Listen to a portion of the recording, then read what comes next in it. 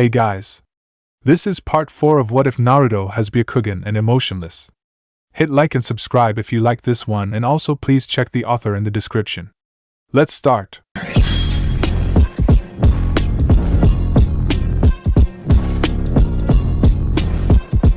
Chapter 22, Spar. The border patrol for the day had brought up nothing, and Guy was off keeping the perimeter swept alone. It was a risk for sure, but Guy had insisted that he would do it to prove youthfulness. That left the remaining Genin and Kurenai to get the dirty business of the day over with. The spar. It was all that had been occupying everyone's mind all day. Neji had been extensively planning his victory, and the other Genin were a mixture of worry and anticipation. Except Naruto, who had focused on the mission. He already had his plan. There was a large enough clearing for the spar close to the camp, and Kurenai led Neji and Naruto into the center of it. The rules are as follows. This is a strictly non-lethal spar. No killing techniques are to be allowed, and excessive violence will not be tolerated. I will call victory or by submission. Am I clear? Non-lethal. Are those all the rules? Yes. Now B. Naruto had already gone, running away from Neji at speed and into the cover of the foliage. Neji laughed, and shook his head. Does he not know you're meant to start a few meters apart, not away from one another? Is he fated to be an idiot as well? Kurenai sighed. Was he really that sheltered? He wasn't stupid by any stretch, just seemed to have no idea of the unwritten rules. This was going to be played by her rules and not Naruto's. She didn't necessarily want to see him beaten. Neji was hardly her favorite person, but Naruto unsettled her. Naruto, get back out here. You're meant to start 6 paces apart, no weapons drawn unless both of you consent. Naruto moved back out of the bushes and stood exactly 6 paces away from Neji. He pulled the bow off his back and aimed it at Neji's shoulder unwaveringly. I do not consent to weaponry starting drawn. Naruto put the bow back onto his back, and took up a stance. Ready? Begin. Neji moved to one side, expecting the first crossbow shot. It didn't come. Naruto just followed his movement, and shifted his stance accordingly. Not using your main weapon? Are you trying to make it easy? I won't even need my eyes for this. He moved in, launching a spinning kick as he went. A palmed kunai was in Naruto's hands as he blocked, cutting a small wound into Neji's leg. The boy ignored the pain and came round with a quick jabbing combination. Naruto caught one of them in the shoulder and went down into a roll, hand reaching for something. Neji moved to one side again, expecting the blowgun to be fired. There was again no shot, and he went in straight once again. He knocked the kunai from Naruto's hand with the first strike before launching a blow into Naruto's stomach. He was faster and bigger than Naruto, and it was showing. You're so slow. You're barely as good as the idiot I beat in the exam finals before his stupid technique. You're fated to lose. Naruto rose and drew his tanto. If he was going to take it easy, he'd take advantage. He loped forwards, steps looking off balance and uncontrolled. Neji met him head-on, trying to knock Naruto's blade arm. Naruto swept the pommel of the blade into Neji's shoulder, but took a kick to the stomach for his troubles. He rolled back as Neji came in straight. Kaiten! The thrown tanto bounced across the sand towards the spectators, and Tenten caught it by the handle as it went. It was a weapon and need to be saved. She gave the blade a quick appraisal before going back to the match. It wasn't as interesting as Matilda. Is that all you have? Naruto went for the bow, and Neji was on him in seconds. With Naruto's arms unoccupied, every strike hit. 8 trigrams, 64 palms. Naruto felt every single one of the blows and fell backwards, sprawled in pain. Call the match Kurenai-sensei, he was fated to lose. He is defeated, no one can withstand such an attack. You're right. Then the Naruto dissolved into smoke. What? Kurenai simply stared as she realized what jutsu it was. He knew how to make shadow clones. That was interesting. Tenten felt the weight of the tanto disappear from her hands as it too dissolved from existence in a puff of smoke. She felt slightly cheated. She looked at Hinata and Kiba, both of whom looked as surprised as her. What kind of clone is that? Kiba grinned at Hinata's query. Whatever type it was, I want one of those. Akamaru gave a small whine from his head. You're still better than them though. The dog made a contented noise. Neji stood in the center of the ring, looking left and right in annoyance. If you want to play hide and seek, you are a fool. I am destined to win such a game. His Byakugan flared into life and he looked around the clearing to find his opponent. He could see the signatures of Kurenai and the other Genin. But other than some wildlife buzz, there was nothing. What? Where are you? He lengthened his vision, sacrificing angle for distance. Still nothing. Where was he? I'm still here, Niji. He spun, and his outstretched arm, glowing with chakra for the strike, met nothing but air. He checked above and below, and all around once more. Hinata watched as her cousin span, striking at air. Where was Naruto? She activated her own eyes and tried to look for him herself. There was nothing. He was gone. She looked at Kiba and Shino, both of whom shook their heads. I thought you could see everything, Niji? Maybe Hinata can see me? He spun, and his kick again met nothing but air. He cried in triumph, and slammed his hands together. Kai! The voice in his head stopped echoing. A genjutsu. That was his strategy. A weak genjutsu to make him hallucinate a voice? Is that weak genjutsu all you have? Let me hear your voice now. His vision suddenly swam and began to distort before his eyes. He pulsed his chakra again to remove the visual genjutsu. Still here, Niji. You can't see me. He did so again. The voice stopped. Hinata looked around the clearing. Naruto had just called out from somewhere around the circle. Where was he, though? His voice was distorted by the geometry of the clearing. She looked at Shino, who looked back at her. Don't look for him, he whispered. I suspect this is all part of a strategy. Tenten nodded. Whatever he was doing, he was getting Niji worried. This wasn't a normal spar, it was too tense and personal.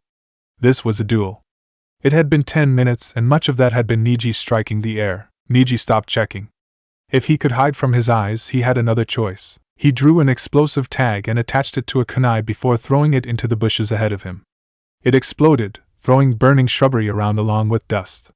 There was no trace of his target, however. Kurenai was going to step forwards when she heard a voice. Let him continue, Kurenai-sensei. My apologies for using a genjutsu on you as well. She quietly dispelled the illusionary voice.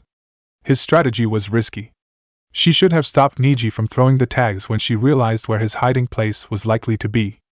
Niji wouldn't strike there. Another few tags took out more of the landscape around Niji. Running out of places to hide? There was a thud close to Niji's feet. Kaiten! The dome of chakra scattered the smoke from whatever Naruto had thrown. Niji silently cursed himself for thinking the smoke bomb had been an explosive. Come out and fight properly. Lee is a better shinobi than you. Tenten is better. My weak cousin is better. You are nothing but a coward who hides in the dark. Even Kiba would be more of a challenge now, but in the dark, you can see, can't you? How does it feel to be blind? His world turned into a world with a lot more shadows in it, and he pulsed his chakra repeatedly. Wherever he was throwing genjutsu at him, and the less risks he took the better. Kurenai suddenly realized his strategy. He was wearing Niji down with distractions. Niji was expending far more energy and chakra than Naruto, even if the latter had used a shadow clone earlier in the fight. Even more so, Niji was getting very twitchy. Niji reactivated his eyes to try and find his foe once again. His vision was at a compromised distance, fair distance with only a slight loss of coverage at the back. He rotated this way and that, covering his own blind spots as he did so. He awaited Naruto's next move. Could he not see that all his attacks were ineffective? Could he not know that defeat was inevitable? His opponent could only be so patient. He just had to wait for the mistake. He saw a slightest of movement out of the corner of his eye, and deflected the blowgun dart away before moving towards the cover where he knew it had come from.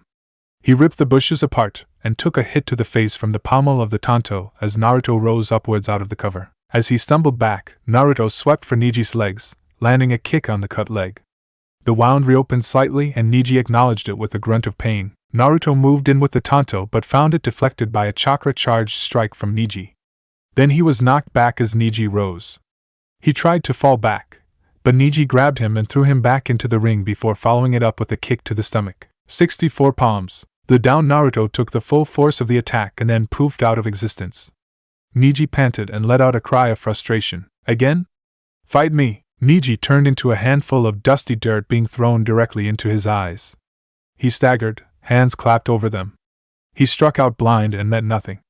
He tried to build up the spin and chakra for another Kaiten but didn't have enough left within himself to do so. Then he felt his legs being whipped out from under him and the press of cold steel to his neck. Yield. No. Niji twisted downwards and tried to sweep Naruto's legs from under him.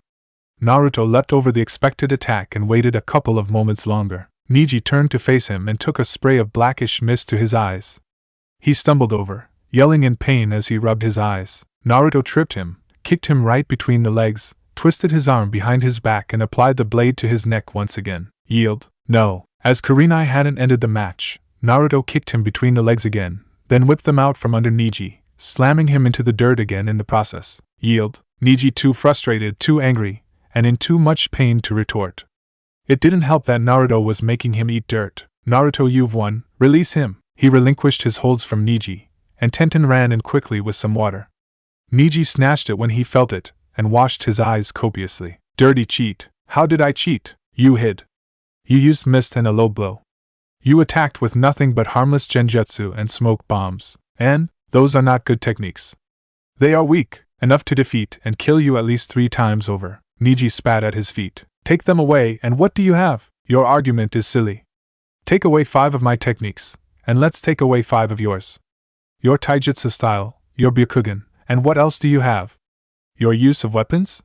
Maybe an arm? Neji stared angrily at him before he backed down. I think I just disproved destiny as you have defined it. Neji kept walking away, towards the camp. I will keep my word, but I do not like you. I do not like what you represent. The other genin rushed over to Naruto as he left. Tenten shook him unexpectedly by the shoulders and he did his best to restrain any kind of action that involved running away and hiding. Okay, you are going to explain right now how you did that and every single technique you used. Now, he backed off a little, slightly in shock at having someone shout directly into his face. Shino shook his head. It would be illogical for him to do so. The only fact I want to know is how you were not spotted by his Byakugan. To suppress your chakra signal so far implies that you did not use your Byakugan or any high chakra techniques. Shino's statement wasn't an accusation. It was a logical appraisal of Naruto's performance. That is the case. Then I am impressed. Your strategy was good. Congratulations. Thank you, Shino-san. Kurenai nodded at his judgment. Go back to camp. I wish to discuss something with Naruto. Hi. The genin departed, leaving Kurenai alone with Naruto. She folded her arms across her chest and sighed, looking away a little. You really are a pain, you know that? I was unaware I had injured you. That's part of it. You take everything so, literally. You don't know a lot of the phrases that we all use in our lives, and you haven't seen so much human interaction. Heaven help you when you discover love. That is going to mess your perception of people up. I'll bear that in mind. She smiled. It was the first time she had done so in his presence. Your victory was impressive, if unconventional. I would like to know about the genjutsu you put on me. Is it another one you created yourself? Yes, you're lying. That jutsu looks remarkably similar to the techniques used by the Yamanaka clan. You spoke into my head without eye contact or anyone else hearing. You did the same to Neji. You even spoke to him afterwards because he was paranoid. Confusion is a weapon, wise. But where did you really learn the technique? It was part of my training. Where? I am not allowed to say. She scowled briefly. She wasn't going to interrogate him, not now. What other genjutsu did you use? Just one to flood his vision with shadows. It was obvious to him, and he dismissed it. I merely used it to disguise other genjutsu and force him to waste chakra trying to dismiss ones that weren't there. Just like you forced him to waste more chakra and energy deflecting phantom attacks and attacking clones? Yes. You got him to exhaust himself physically and mentally, and then beat him with some blows that aren't entirely honorable. I sought to reduce the risk of getting close. As you saw with my clones, he outmatches me in hand-to-hand combat, even with my weapons. How did your clones survive that well? It was my understanding from seeing Kakashi use them that such clones tend not to survive powerful strikes. With training, you can force the clone to last as long as a normal body. There was a slight tremor in his shoulders that she caught. She could read people well, and he was nearly a blank. There was something there, and she could see it. There's a downside, isn't there? All the pain transfers with it. That had all the signs of a kinjutsu written over it.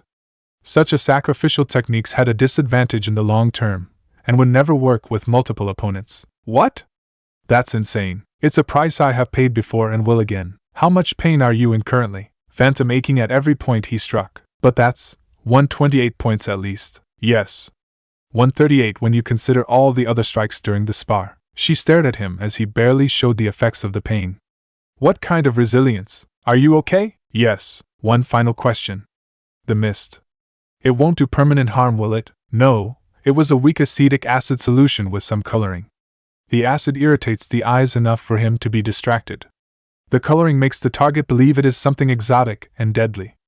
I think the active eye is much more sensitive to pain. Oh. You also gave him 2 low blows.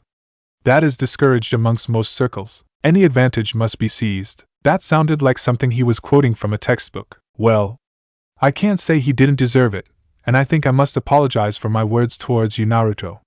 You are unconventional, and your appearance tends to get my team injured. But you are a good shinobi, Hinata judges character well. Shino too, and I sense Kiba is grateful towards you. You disturb me because you are truly pragmatic to extents I find scary. I apologize for being so short with you. You're taller than me. I mean short-tempered, quick to judge. Oh, I accept the apology. I apologize for any actions of mine that have offended you. She extended her hand, and with a moment's hesitation, Naruto took it briefly. Let's put the past behind us. Until you have a new mission, feel free to join my team on any mission it goes on. I preferred it if you told me beforehand when you did, however. I'll keep it in mind. He made to walk away. Oh, and Naruto? He turned to face her. She was smiling a little. Please don't shoot any of my team again? I will endeavor not to. She walked back to the camp, leaving Naruto to his thoughts. He began to move slowly, keeping an eye on his surroundings at all times like a good ninja. Did this make him and her entire team friends? Probably. He watched the leaves dance through the clearing for a few seconds, and imagined their paths before walking back to the camp by the trees. Chapter 23, Truth. He reapproached Konoha. A few days after his spar, a set of relief of teams had arrived at the border, and now the two genin teams were returning to bring word that Suna had tried to attack again. That was a matter for the new Hokage, once they were appointed. Which might well be soon. In fact, it seemed to be right now. Something loud was happening in Konoha. Something loud and raucous, with cheers and shouting. He walked clean up and over the wall around Konoha and began to move along the rooftops towards the noise. And there it was. People. More people than he had ever seen. Or heard. He unconsciously crept further back into the shadows of the rooftop. He had to see who this person was, and he crept to a rooftop edge. It was like being back at the daimyo's castle. No one was watching the rooftops, everyone absorbed in the event. He heard the commotion coming up the street. He recognized some of the people in the street. A couple of teams of A and BU stood in a loose outer box, Talon at their front, walking stoically behind the mask. They surrounded 4 people. He recognized Jiraiya, the hair was a giveaway, and he recognized Baka walking beside him, his expression fixed in a wide smile. The 2 women who walked in front of them he didn't recognize. He looked more closely at Baka. He was walking gingerly, his side clearly causing him pain. He rolled back onto the flat roof as Jiraiya's head shifted in his direction. He then stared up into the man's face. Hello Naruto, I am Jiraiya. We met briefly before the invasion. I remember your name, Jiraiya-san. San? Can a san mean not get any respect? Titles mean little to me. Prince, pauper or jonin, if they are my target they die. Good. We need to talk. Need? Well, I want to talk to you enough that if you try and escape I'll just capture you and hold you still. Naruto realized that the man could. He wasn't the most powerful shinobi that Konoha had left for no reason. No sense in fighting it then. Okay, let's talk. You're a very to-the-point person, aren't you? Yes. Even if it was usually a crossbow bolt point. Not here. Meet me atop the monument at sunset. I need to do some research. Okay. The man left, and Naruto decided to watch the slowly dispersing crowd a little longer. People and their interactions were proving to be more interesting every single day. There were so many and they were so varied, different, and illogical. He decided to go and wait atop the monument. It wasn't as if he had anything else to do. He waited atop the monument. He hadn't been here before, and he now knew why. There was not very much cover atop the monument. The archive library was there, as were a couple of other safe houses. Other than that, a small copse of trees still remained. He wondered why the archive library was at the top of a mountain when it would be more convenient and efficient to have it nearer to the elevation of the city. Why would it be there unless you wanted people not to visit it? He slipped into the woods and went to ground before activating his Byakugan. He was alone. He felt the effects of the mission he had just been on begun to catch up to him. When was the last time he had properly slept? During the mission he'd only caught a few hours at most, and those had been filled with odd images, faces. Nothing but faces in his dreams. Some more prevalent than others. He remembered them as if walking into a great hall of portraits. At the far end, larger than any of the others, was a portrait of his former Lord Danzo.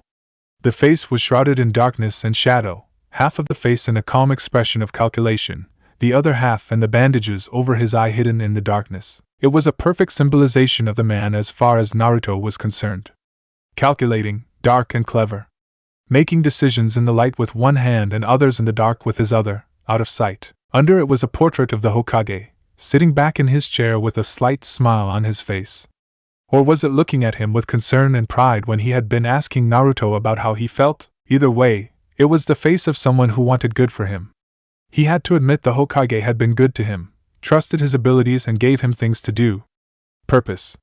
But he was fully in the light. No, actually, there were some shadows under the eyes. A sign of age? No, a sign of something different. His hands were folded, a legacy of some of the hard decisions that he had had to make? Or the things he had done. After all, his subconscious was good at picking things up. There were more images, decreasing in size as their importance dwindled in his mind. He found pictures of Kurenai and Kakashi and Anko, each representative and expressive in its own way. Kakashi's face in the picture had his mask on, and Naruto realized that despite a shadow of what dwelt below, that this was his real face. His actual face. He glanced down the endless room and saw the pictures of the Anbu, of Talon, Pig and Hare. They were represented by their masks as well. Kurenai's face was set in kindly disapproval? A hint of admiration and respect? He realized he was using words for concepts he didn't truly understand yet, like it was perfectly normal. Then he saw the genin. He walked over to them, seeing the pictures too descending, yet big enough to pick out details. A glance back at his lord's photo saw it towering behind him, hands seemingly guiding him along still, but there was some separation. It grew with every step, as if his were slightly longer than that of his lord's. Hinata and Baka's photos stood out, Hinata's face set in the one he had tried so hard to remember. He reached out a finger and ran it around the contours of the face, trying to pick out the emotions there. All of them. Every single one. Baka's was there, grinning out at him, open as a book. The face, the smile. The hair that defied comb and brush. The hidden shyness in the eyes, the hunger of someone who wants to rise upwards. Then Niji, set in anger and frustration, staring at him with hateful eyes. He realized Niji was representing all he really knew about hatred. It stared. He could swear it was looking straight through him. Shino was there, again collar raised and glasses up, impassive yet somehow approving. Kiba and Tenten had small, insignificant portraits. Then there was Sasuke's photo. It was turned away from him. No matter where he moved, it looked away. It looked down at him, and away at the same time. Yet it was so small and insignificant. He realized it somehow had its back turned to every other portrait as well. He realized Sakura didn't even register, but even as he did, a small portrait of a fist falling towards him emerged. It kept emerging and he sliced it off as came too close. The portrait fading into nothingness. Then he saw the door. It was shrouded in darkness and shadow, a black door on a black wall covered in shadow, but still devastatingly clear. He didn't consciously move near it before it swung open. The darkness inside seemed to expand, but it wasn't darkness. It was shadow. Quarter light, used and perfect for hiding in. The light that made shadows real and the real nothing but shadow. The kind of light and dark he had used to kill with before. The portraits all hung in the dark here as well. He realized what it was. The prince hung, falling in his death pose with the bolt sticking from his chest. Gato was falling too, throat turned into bloody ruin by his blade. There was Haku, a bolt sticking out from his head. The Suna Jonin, flying away from an explosion that had come from nowhere. Gaara, his head separating in an explosion that slew him. He walked down the hall, slowly increasing to a run. Every single one, every single kill. He felt some pride in his work, knowing that he had done these things for the good of his country and land, for his lord. It didn't bother him in the slightest. There was a flicker of a ghost coming towards him, a pale white figure with long hair bounding upwards towards him from some way away. It was like he was looking with his Byakugan. Then it did bother him. The light was rising behind him, and now it was getting very dark. He tried to activate his Byakugan, but it wouldn't. He could barely see the photos. Then the Suna girl's face, splattered with blood and screaming in pain, began to swim into focus. He waved his arm forcefully to the side and the painting tumbled into the ether where the wall had been. There was a murmur as the portraits began to surround him on all sides, the floor becoming darkness, and well as an enclosing sphere of dead faces surrounded him. Then he realized the room contained nothing but one portrait before him. He knew what it was. He tried to turn away, but as he did it followed him, forming before his eyes, getting closer and closer. He tried to shut his eye, but it wouldn't. Then he realized he had both his own eyes and he was younger. Then the blood-stained dress came into view, and the tanto blade sticking out slightly off from where he had aimed to strike. Then the face. The face. The screaming, bloodied, fearful face. The face that held the sound of his worst nightmares and fears. The sound of footsteps and screams. The sound of his breathing and a second stab, and a third. The rustle of trees. The sound of blood splatting on the walls and furniture, then the sound of the scream and the sound of footfalls on the earth. He swung the crossbow up and fired. The white-haired man snatched the bolt from the air and grinned at him. Good job on seeing me coming. You're as good as Talon and Kakashi reported. You weren't aiming to kill, right? It had been a dream, just a dream. He recovered his composure. Indeed, he rose from his kneeling position to a standing one. He barely remembered moving and firing, but it was the reflex he was trained in. I know all your abilities, although I'll have to read Kurenai-chan's report to see if you produced anything new from your bag of tricks. You interest me, Naruto. Why? There is more to what you say than you let on. Yes. I want to take you out of Konoha and train you to take over my spy network. Naruto read into the statement as if he'd been doing it his whole life. There is more than that. Yes. There is. What is it? A trivial reason. This man was too obvious, he began to realize. There was something else at work here, and he was making it more obvious than necessary. It isn't. Look. Come with me and I will teach you how to become even stealthier than you already are, which is extremely. Hell, I expect at some stage you'll create a jutsu for hiding in plain sight on a summer's day in the middle of the street. I also want to teach you a new technique. Show me. Jiraiya held out his palm, and a blue ball of chakra began to form in his hand. Naruto switched the Byakugan vision on mentally, seeing the swirling chakra condense and be contained by Jiraiya's control. It was certainly a sight to behold. Jiraiya slammed the ball into a rock, ripping it to pieces with power. Chakra exploded outwards from the ball as the control was suddenly released from it. He turned the Byakugan off to see the man grinning at him. Pretty cool, huh? Awesome technique. No hand seals, just pure control and strength. Deadly, too showy and visible. It would blow my cover before I could use it. The man nearly fell over backwards at that comment. It is extremely useful for you. No hand science, slow charge up. Limited range. My crossbow and Tanto are better bets. More damage. I only need one cut. Across the neck, into the heart. Maybe poisoned and then anywhere if it hits a blood vessel. I do not kill so directly. I'm an assassin, a ghost. Not a butcher, the man sighed. You are not like your father. That was interesting. You knew him? Trained him? As a genin?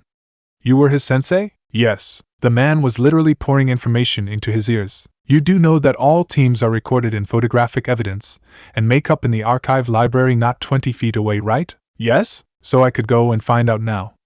All I need to do is look for your genin teams, find the photos, and look for resemblances. Oh, was he really just an idiot? Or did you know that I already knew? You know your father was the fourth? I do now.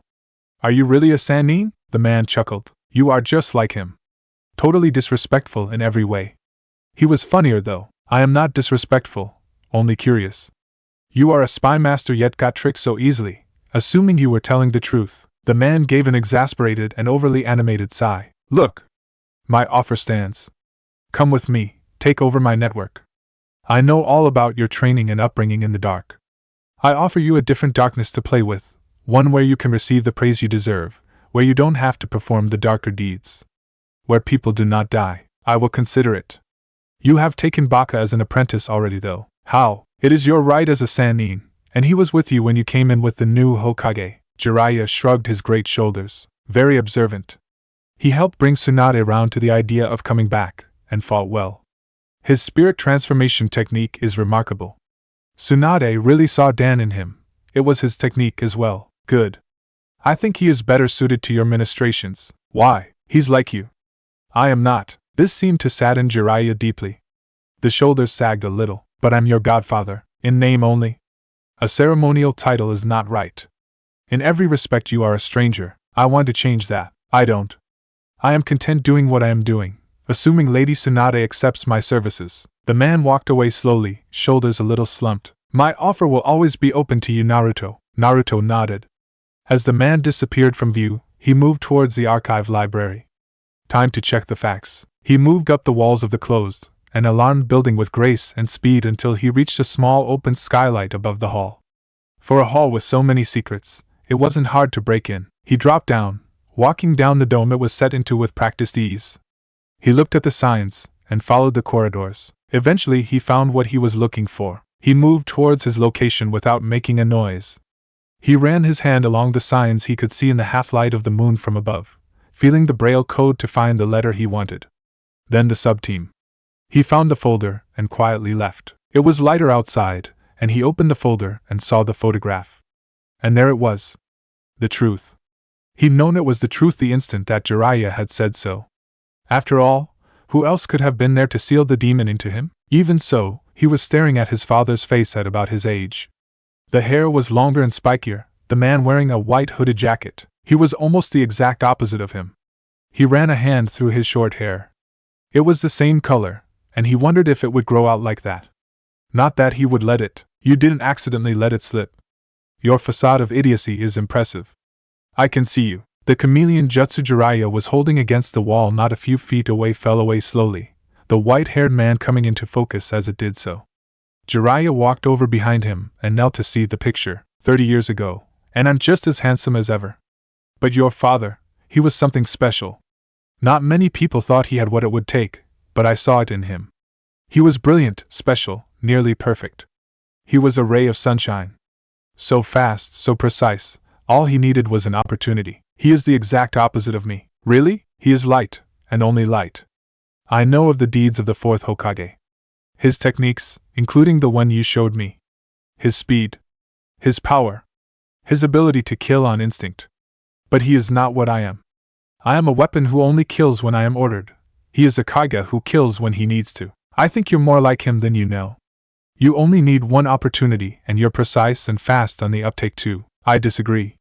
I suspect he understood people instinctively as well. He did, although he was a big of a goofball. I am unfamiliar with that term. You'll figure it out eventually. It's not always about what the word properly means but more about what it implies. Naruto considered this for the future. Can I go? I wish to meet the new Hokage. Not quite yet. I'd like to see your seal. If I refuse? The man was very suddenly behind him, holding his arm behind his back. You won't. The arm was released and Naruto shed his cloak and the upper half of his body glove. Pale flesh that hadn't seen the sun shone a little in the moonlight. There wasn't much substance, he certainly wasn't muscled or toned to an excessive degree, but the physique served him well. Channel a little chakra. Naruto made hand signs and projected the genjutsu. So, whilst I have a look at this, what genjutsu is this? It makes it hard for people to focus on us directly whilst we are stationary. I tend to use it with other genjutsu to help me fully hide. Useful. Right, the main seal looks in order. I have no idea what the rest of it is. It appears to be a very strong suppression seal. Very strong. Very, very strong. Incredibly crude as well. You can only channel about 3 to 5% of the chakra you could otherwise normally channel, you realize? Yes. If you removed this you would be a one-man army, but spotted by every chakra alert life form within 5 miles. True. I can see why you keep it. Hang on. That is something I do not like. That looks forbidden. The man was touching a spot on his side which had an indistinct little seal on it. He knew what it was and suppressed any physical movement. Oh, that seal. I have yet to use that seal. Good. That seal should never exist, and never should have existed. Danzo's work, I take it? It was amongst the first procedures I undertook at the start of my training. The suppression seal and the other seals were created before I had even touched a weapon. I see the importance of it now, but I remember the pain. I am going to remove that abomination though. No. If you try I will stab you through the neck. Jiraiya saw the blade hovering. Whilst he could have just broken Naruto's arms and forced the removal, the young man was stubborn. Fair enough. Never use that. That seal is evil. That seal. A nondescript-looking series of characters in a small matrix that sat meshed into the suppression matrices. A small, almost innocent-looking creation, possibly the darkest piece of seal arts, the memory-eating seal. He voiced both their thoughts at the same time. The seal that he could use if he chose to lock away a part of himself, and the memories he never wanted to recall. He had been tempted before. He would never use it. Well, I have places to be, Naruto. I shall talk to you soon, hopefully. Naruto nodded as the man leapt off the top of the monument down into the city below. He could survive that fall easily. He considered dropping in on the Hokage immediately, but realized he had a much better way of doing so. He smiled as he moved for a rooftop close enough to the Hokage tower, after taking a small moment to see if he could find any more patterns in the starlight. Chapter 24, A New Age. Tsunade spun round in the chair, hand steepled as the ANBU squad walked into her office. The woman standing beside her behind the desk sighed deeply. Tsunade was currently feeling the rush of power that came with becoming Hokage, and had been greeting every single person that entered her office the same way, by spinning in the chair like she was a supervillain welcoming a nemesis. Shizen swore she'd heard mutterings about wanting a trapdoor installed. Tsunade had almost considered commandeering a cat for the day, before realizing what the only one available was. Talon Pig Hair. Welcome to my office, Hokage-sama. Welcome back to Konoha. Talon greeted his new boss with a smile, not that it was visible. Now I remember that voice. You grew up well. You remember that? I was 6 at the time. I remember it. I'm a good doctor. How's your shin? She smiled as she knew Talon was probably blushing a little under the mask. The mood was relaxed. It was entirely unbefitting of a military tyrant meeting her head of elite operations, but hey, new leader, new ways, right? The ANBU await your command, Lady Hokage. We welcome your leadership. Good. I've seen the reports of your work, and I'm happy. I have no doubt that you will continue as usual. Of course, Lady Hokage. We await your commands. We will spring into action. The man's excessive motion as he spoke the last phrase caused Tsunade to shake her head gently. The old man did mention you were eccentric. Did he mention witty, handsome, and brilliant as well? One of those. I'll let you choose which one. She knew he was smiling behind the mask. Eyes off my apprentice, though. He staggered back, his gaze snapping away from Shizen. How? I just know. Treat her wrong and I will take you apart at the seams, sew you together again and then punish you further. Clear? Hi, Shizen sighed. Was the ANBU captain handsome under the mask? Ah well, she wasn't interested. Being a doctor was her life, and add in being Tsunade's apprentice and keeper, well, it took its toll on personal life. She never got a chance. Tsunade was about to begin anew when a crossbow bolt arced gently through the window and landed on the floor, bouncing off the wood. She barely blinked as she kept her gaze locked on Talon, who was staring at it like it was about to explode. Care to explain how someone fired a crossbow through my window, Mr. Big Shot Captain? That wasn't fired. That was thrown. And I think I have someone you should meet. Get them in here before I drag them in for throwing a crossbow bolt into my office. Talon disappeared out of the window and stayed out for a couple of minutes. He then reappeared in the place of one of the cushions that had once been on a sofa. He cursed as he headed back to the window. Pig sighed and handed a wad of cash over to Hare. He's learned new tricks, it seems. Seems so. Talon gave an exasperated sigh and left the window again. There was a thump, the sound of metal on metal, then silence. Talon and Naruto then came in through the window. I win again, Lion. Nice trick with the sword, though. I owe the Hokage a cushion. He held up the gutted rag that had a sword hole in it and tossed it into a bin. Tsunade leant forwards in her chair. Talon, who is this? Why are you fighting them? And get me that cushion as soon as possible. Double stuffed, duck feather. The cover should be in red or blue. First mission for you, D rank. Got it? Talon's head drooped. He thought he'd been done with that rank. This is Naruto. I'll leave you to talk to him. The name rang a bell in her mind as the ANBU trooped out. A character from Jiraiya's first book, from before he had begun to write terrible smut. She remembered the years before, when Dan had been around. When she had believed in love. She'd found the book amusing, like reading the work of a 9-year-old. Minato had liked it though, always the nice boy. But who names their child Naruto?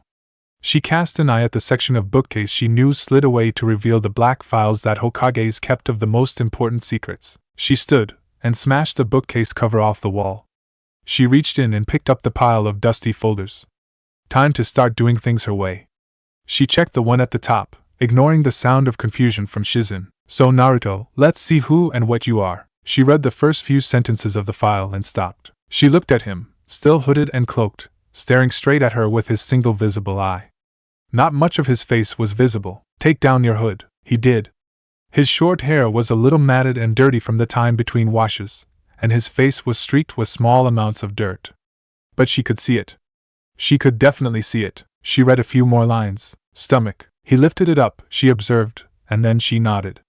The shirt went back down. She read the rest of the report, and put the file back down beside the pile of other folders. I'll memorize the rest and burn them later, Shizen.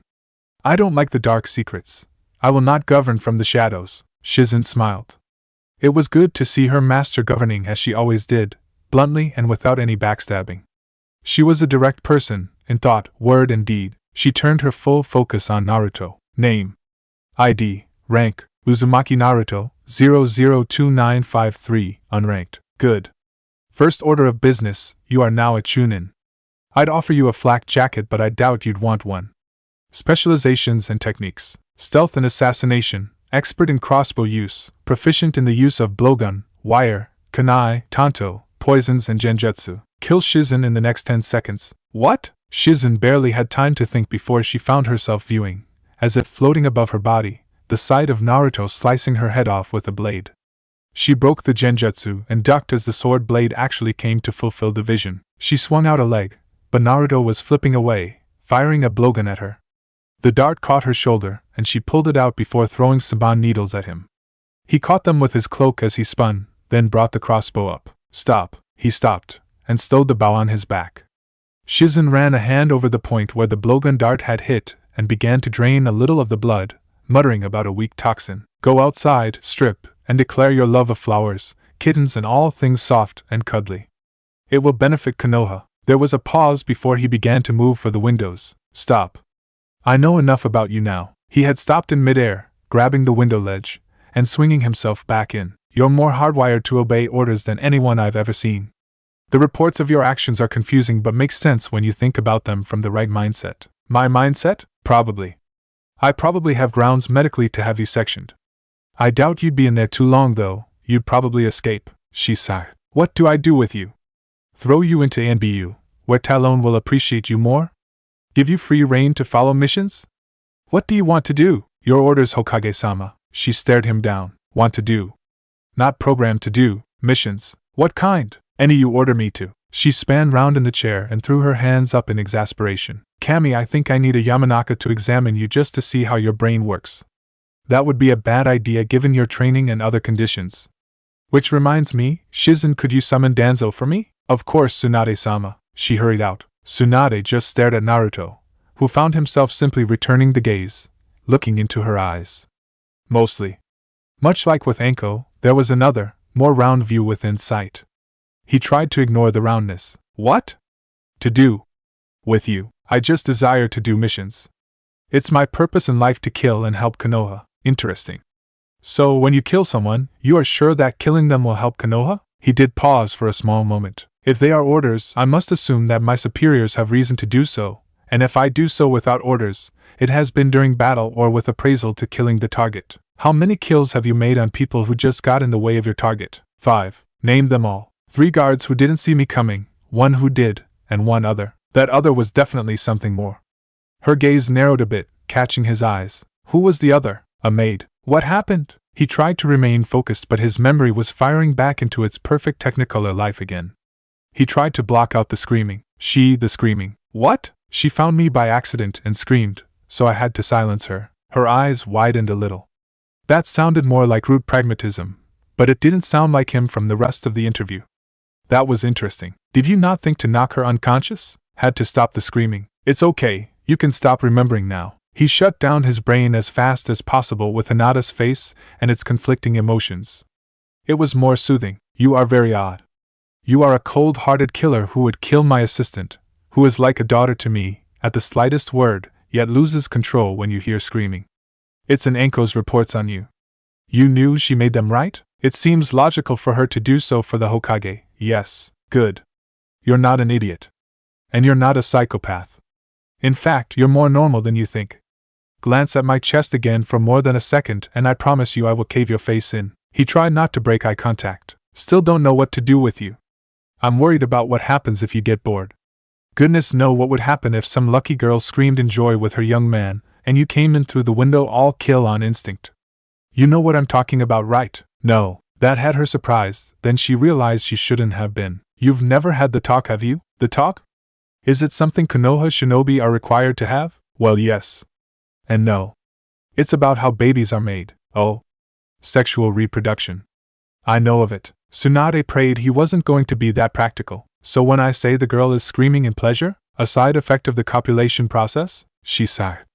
Of course, he was all about the practical. If, and I say if, someday you ever enter the process yourself, you may understand. I am not yet at an age where reproduction would be beneficial. Puberty has only just begun to happen. She laughed. He was for real. He was verifiably both the most sheltered and open person in the world because he had no shame, no social stigma.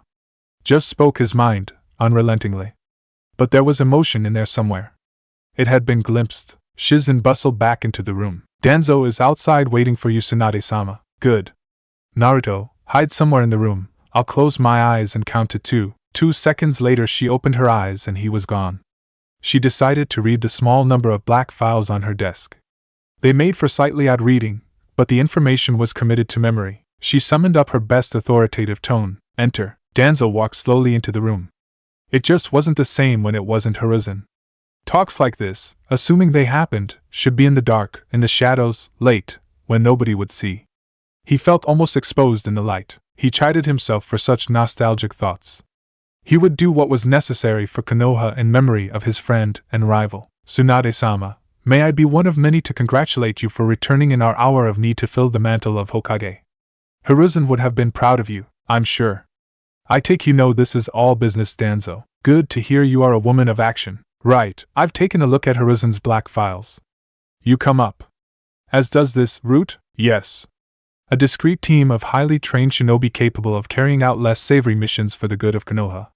We were officially disbanded at the end of the last Great War, when the fourth was appointed Hokage. Ah yes, your methods are? He evaded the obvious verbal trap. Where Lady Tsunade, the organization has been disbanded. The methods were rigorous, testing, demanding. They formed the toughest of shinobi to perform the toughest of missions where hesitation could cost hundreds of lives. By which you mean inhumane, bordering on torture, and that they are emotionless killers. Such were the sacrifices that needed to be made for the good of Konoha. That sounded like rude pragmatism and sounded like everything she stood against as a medic. No more. Disband Root immediately. Properly. Fully. Do not keep a private army from the world. Release to me a full roster of Root shinobi, so I can place them into ANBU positions or where they are needed. No more dealing in the shadows. This is a new age Danzo. No more secrets. No more darkness, but the usefulness of Root is expended. Exhausted. Konoha is weak, but I will rebuild it stronger than ever.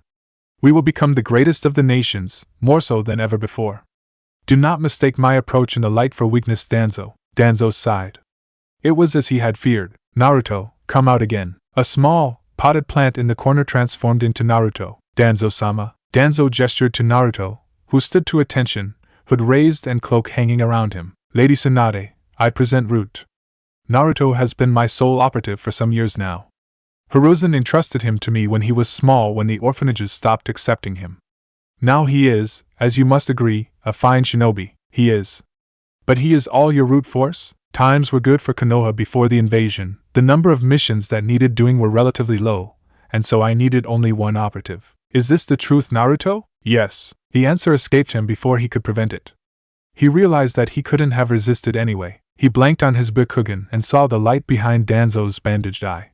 The technique was strong, but it was being used on him? Surely he should have targeting Tsunade to keep Root intact. I give you my Root shinobi, much as I entrusted him to Hiruzen. Do well with him, Hokage-sama. And yourself, Danzo? I would wish to be part of your senior advisors and elders to offer counsel as you might require it. I would welcome such counsel. It was logical, but Naruto saw a different path. There was an old military saying he had found during his studies with Root about keeping one's enemies closer. He suspected that both parties were using the ploy to keep the other in check. The symbiosis was stunning. He realized that over the years Danzo and the old Hokage must have known each other perfectly. You are dismissed, Danzo. I will seek your counsel when it is required. Thank you, Lady Tsunade. Good luck, Naruto. May you continue to serve the leaf. Hi, Danzo-sama. Danzo left the room and walked sedately out of the tower, using his stick in an obvious manner. The illusion of frailty was important to keep himself safe in Konoha. Still, he had only a small window before Tsunade had him followed. He ducked into an alleyway and took off towards one of the numerous passages under the walls that he had installed. The root had been cut from the leaves, but it would continue to serve. Even without Hiruzen controlling it, it would continue. Even if it, and he faced censure, the root would continue to grow. Chapter 25, The Human Factor. A few weeks later, Naruto slipped in through his perpetually open window and slipped his equipment off onto the battered chair in his room. It occurred to him that he didn't actually know what color it was. Still, why should he? Color didn't really matter that much to him. The mission he'd been on had been forgettable, and he remembered he had a mission report to create for it. The sooner he put it on paper, the sooner he could stop holding the active information. Good thing he could write legibly in the dark. He reached for the pad of paper that he'd obtained for this purpose and a pen, and began to write. Mission report, Uzumaki Naruto. Mission, escort medical convoy to outlying villages. Rank C, status, successful. He paused. What else was there really to write? He opted for the direct approach. The mission was completed without any need for my aid or intervention, and the convoy was not followed or intercepted by any form of enemy forces. It was undertaken over a period of 2 weeks and 3 days, with 5 of those days being stationary within the villages the medical convoy was visiting to allow for treatment to occur. He realized he was finding this task interesting. It took his mind away from the dark things he had been mentally staving off ever since he re-entered Konoha. He applied pen to paper with more energy. The convoy was greeted with enthusiasm in each of the villages, with vocal and body language positives from all the convoy encountered. Although only 3 emergency cases needed immediate care, the presence of medical staff away from Konoha appears to have brought happiness to the populace. This thus increases the farming and production output, and helps Konoha directly. One particular incident involved the young girl who, he paused. The words just seemed to come to him sometime. Even if what he was writing was beyond his remit, he felt almost compelled to. There was the sound of a saban needle hitting a wooden board outside his door. Baka was learning then. He walked up the walls and crouched upside down in a dark upper corner. Eventually the door squeaked open with the sound of dying cat. Baka shut the door gently and waited for a few seconds before walking forwards. A clumsy foot hit the report on the paper. He picked up the report and moved towards the light switch. Naruto dropped and grabbed the hand just before it made contact, moving it up behind the boy's back. No kunai this time? I don't have any reason to kill you. You're going soft. The voice sounded amused. What? It means you're becoming less spiky in your greetings. As in less bladed weapons involved. Could you let go? It is still quite painful. Naruto relinquished the hold. You're back. How have your missions been? Dull. Yours? Naruto remembered that dull was another term for lacking in deviation from the norm. Similar. I'm writing the report for mine at the moment. Can I see? Well, I won't be able to in the dark actually. Can you read it to me? Naruto knew the answer to that. Yes. A small silence followed with Baka letting out a gentle sigh. Will you read it to me? I could, but why are you interested? Well, you're a good ninja. I want to get better, so getting to know how you think would be a good idea. Kakashi-sensei said it would be good for me to calm down in my approach to combat, and well, you seemed like a good person to talk to. Erosenin is too wild. You're calm, logical. I need some of that. That makes sense. You're improving, you know it. I'll be better than you soon. Our fields of expertise are so different that any such comparison is useless. You're no fun. Can I hear the report now? Naruto began to read the report. He'd already half committed what he had written to memory anyway in case he was called to talk further on it. He doubted he would. The Hokage seemed wary of him, distrustful. Probably a difference in philosophy about how they were shinobi. Keep going. He realized he'd finished reading the report. I haven't written any more. Your arrival meant I stopped. Oh. Narrate. Tell me what you would write as you write it. You have a nice reading voice as well. Guess you've never heard that before either, huh? Indeed. He retrieved the pad and pen and paused to catch where he left off. Young girl, who has suffered a severe injury during a game of ninja. The intelligence of her jump must come into question, but the medics involved took no heed of this and immediately began a healing jutsu. I was skeptical of this action, as the medic in question had not compiled a full list of the ill and injured in the town, and his attention might have saved other lives in a hypothetical situation. However, they continued regardless, and had soon stabilized the girl's condition. From there, they held an open clinic for all in the town.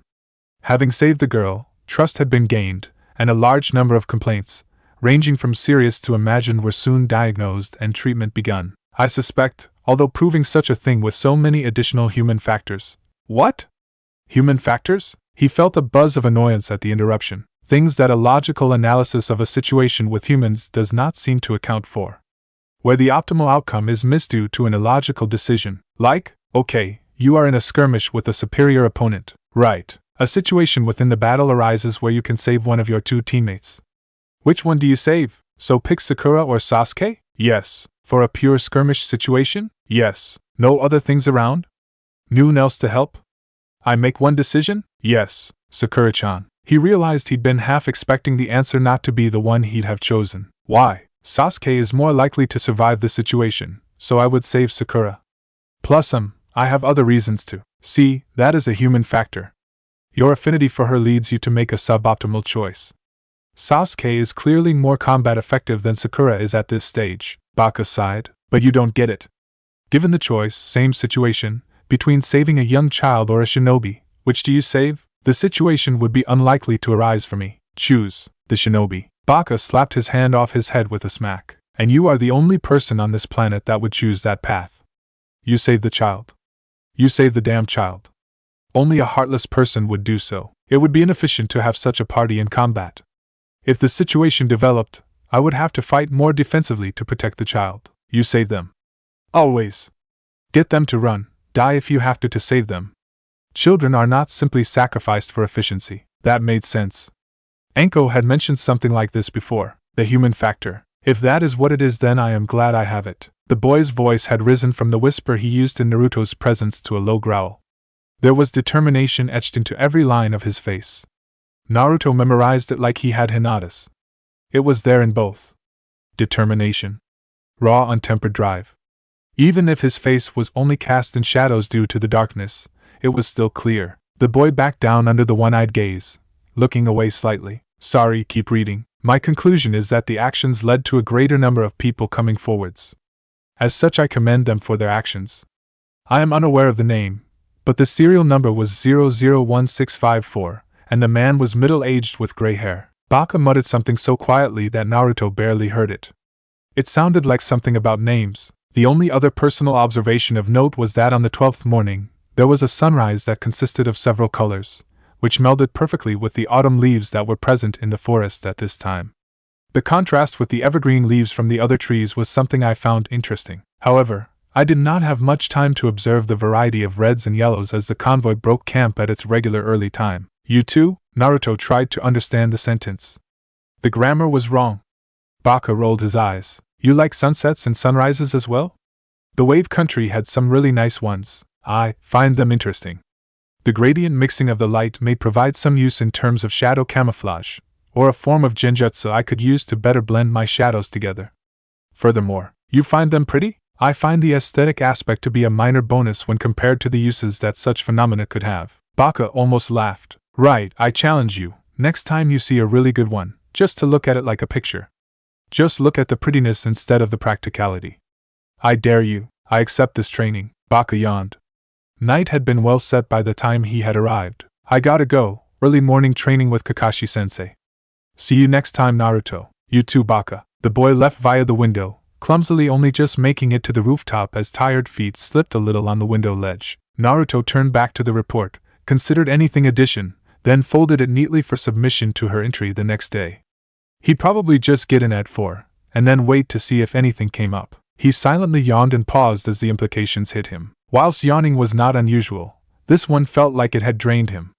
His eyes caught the dim outline of his bed in the corner, and the implication of softness was inviting. Very inviting. When had he last slept properly? He checked the moon and guessed the time to be about midnight.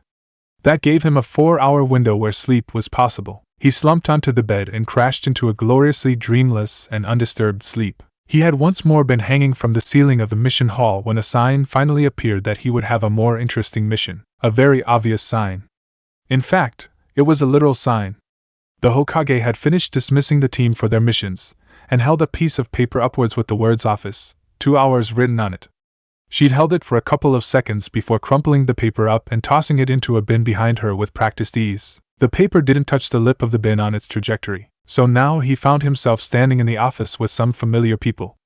Specifically, Talon and Anko. Right, the daimyo has requested that we make some kind of impression on Suna to prove that we are not weak from Orochimaru's attack.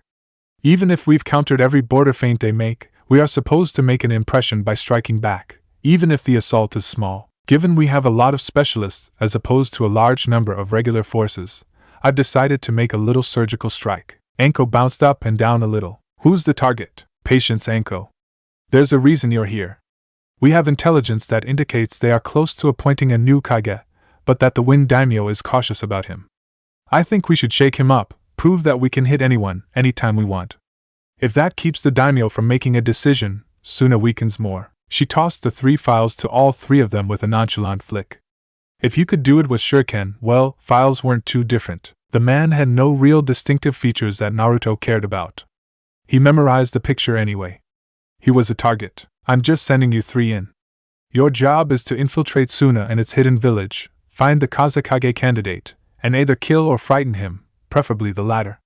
Ideally you could capture him, humiliate him, and then give him back to them. Talon tossed the file aside with an even more casual flick than the Hokage's. Sounds cruel of you to order Hokage-sama. We are at war, even if it is only unofficially.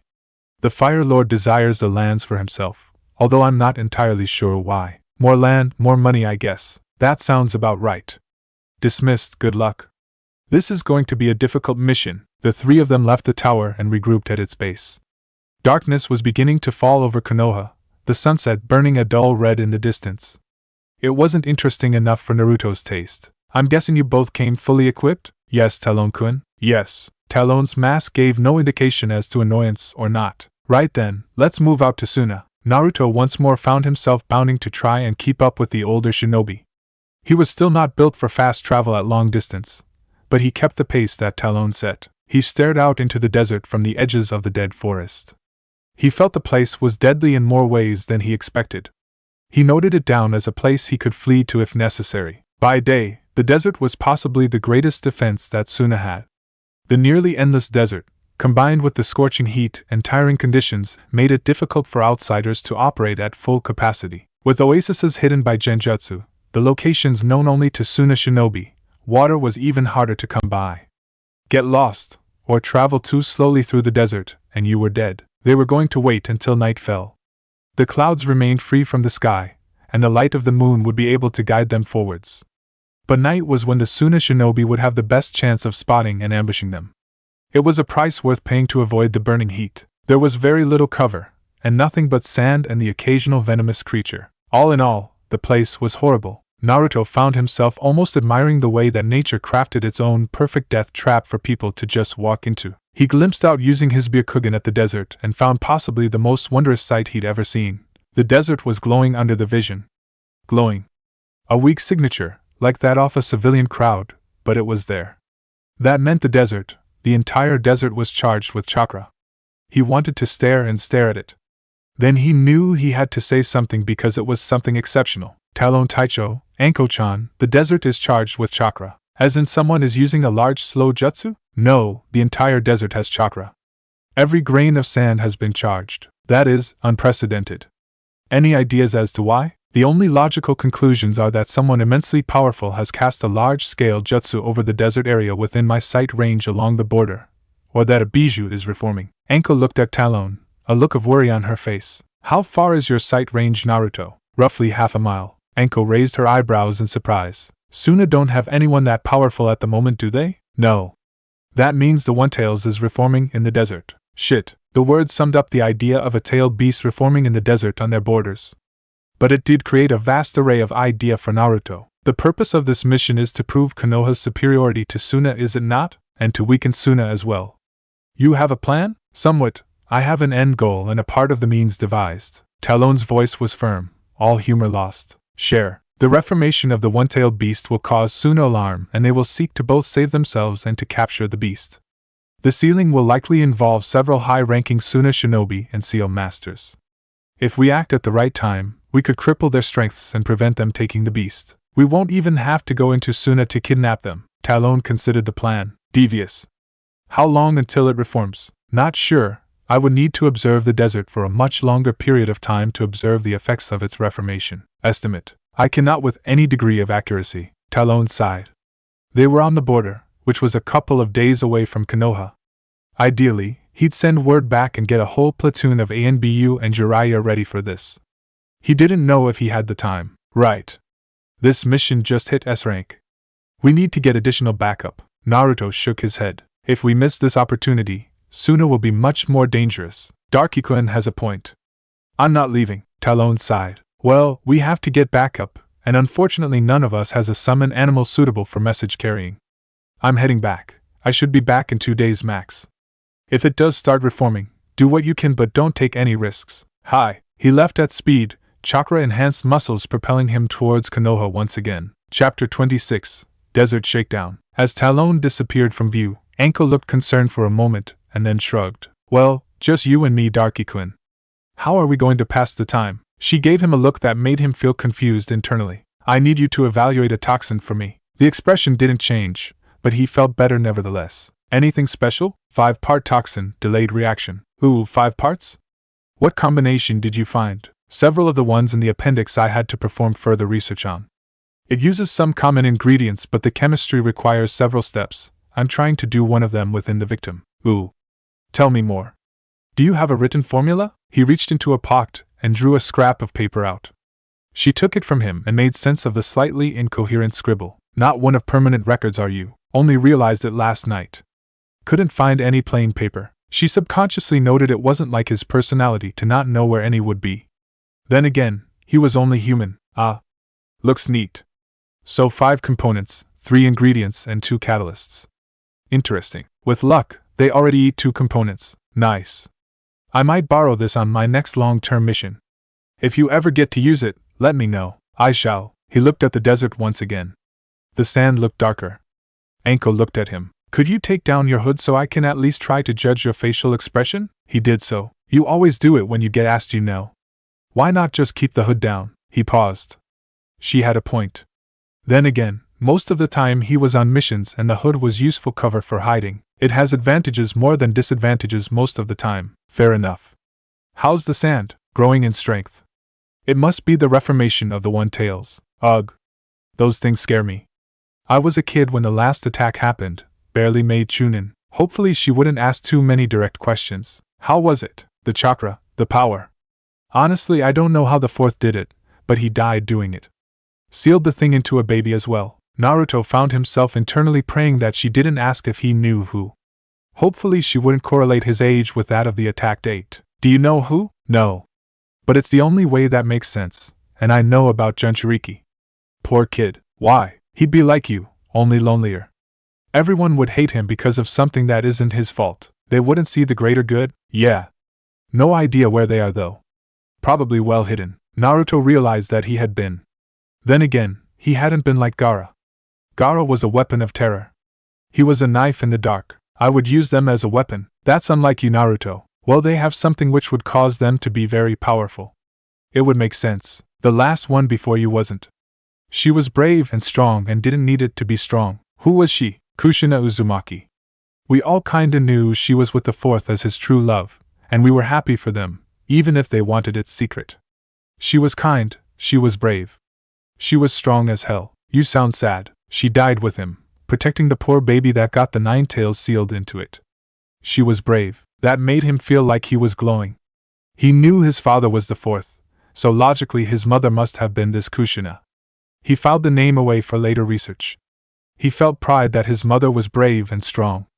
His Byakugan caught the gentle movement in the desert. The desert is changing. A wind seems to have picked up. It's moving inwards towards the center. Anko gently thumped the ground. Damn it, Talon, you left at just the wrong time. Let's move. Right. Headset. We're gonna need to be in contact during this. He slipped the headset on, and heard Anko's voice directly in his ear once again. Any questions? Who are our targets? The leader, and any seal artists. Try and make it subtle. Hopefully they'll be distracted by the 50-foot demon raccoon that will be dripping bloodlust and death. Hi. He assumed she meant the dripping was literal. Liquid bloodlust and death would likely have odd properties, although the concept was interesting. He ignored the thought entirely as he never have time to consider it. He followed the chakra in. It was withdrawing, like it was being sucked up into one place. It was dragging the sand with it, and he realized he didn't need the Byakugan to see what was happening. He kept back some distance from the retreating sand, and Anko did the same. It's amazing to watch, isn't it, Darky-kun? Yes. The vision from my eye is also something to behold. It is like waves on a beach being sucked back. That's quite poetic of you. Are you sure you're an emotionally stunted loner, Darky-kun? I'm a ghost. Of course. They kept following into the desert. The sun began to fall over the horizon, and they welcomed the cool of the night. The moon rose, causing eerie dancing shadows to form over the desert in the moonlight.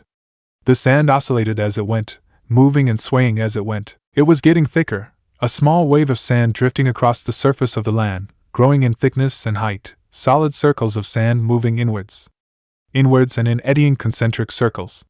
He could see the tendrils of it reaching out for things. He didn't want to know what they would do if they encountered someone or something. They continued to follow in the cool of the night, until something large appeared on the horizon. Is that a tornado? Looks like it, Byakugan.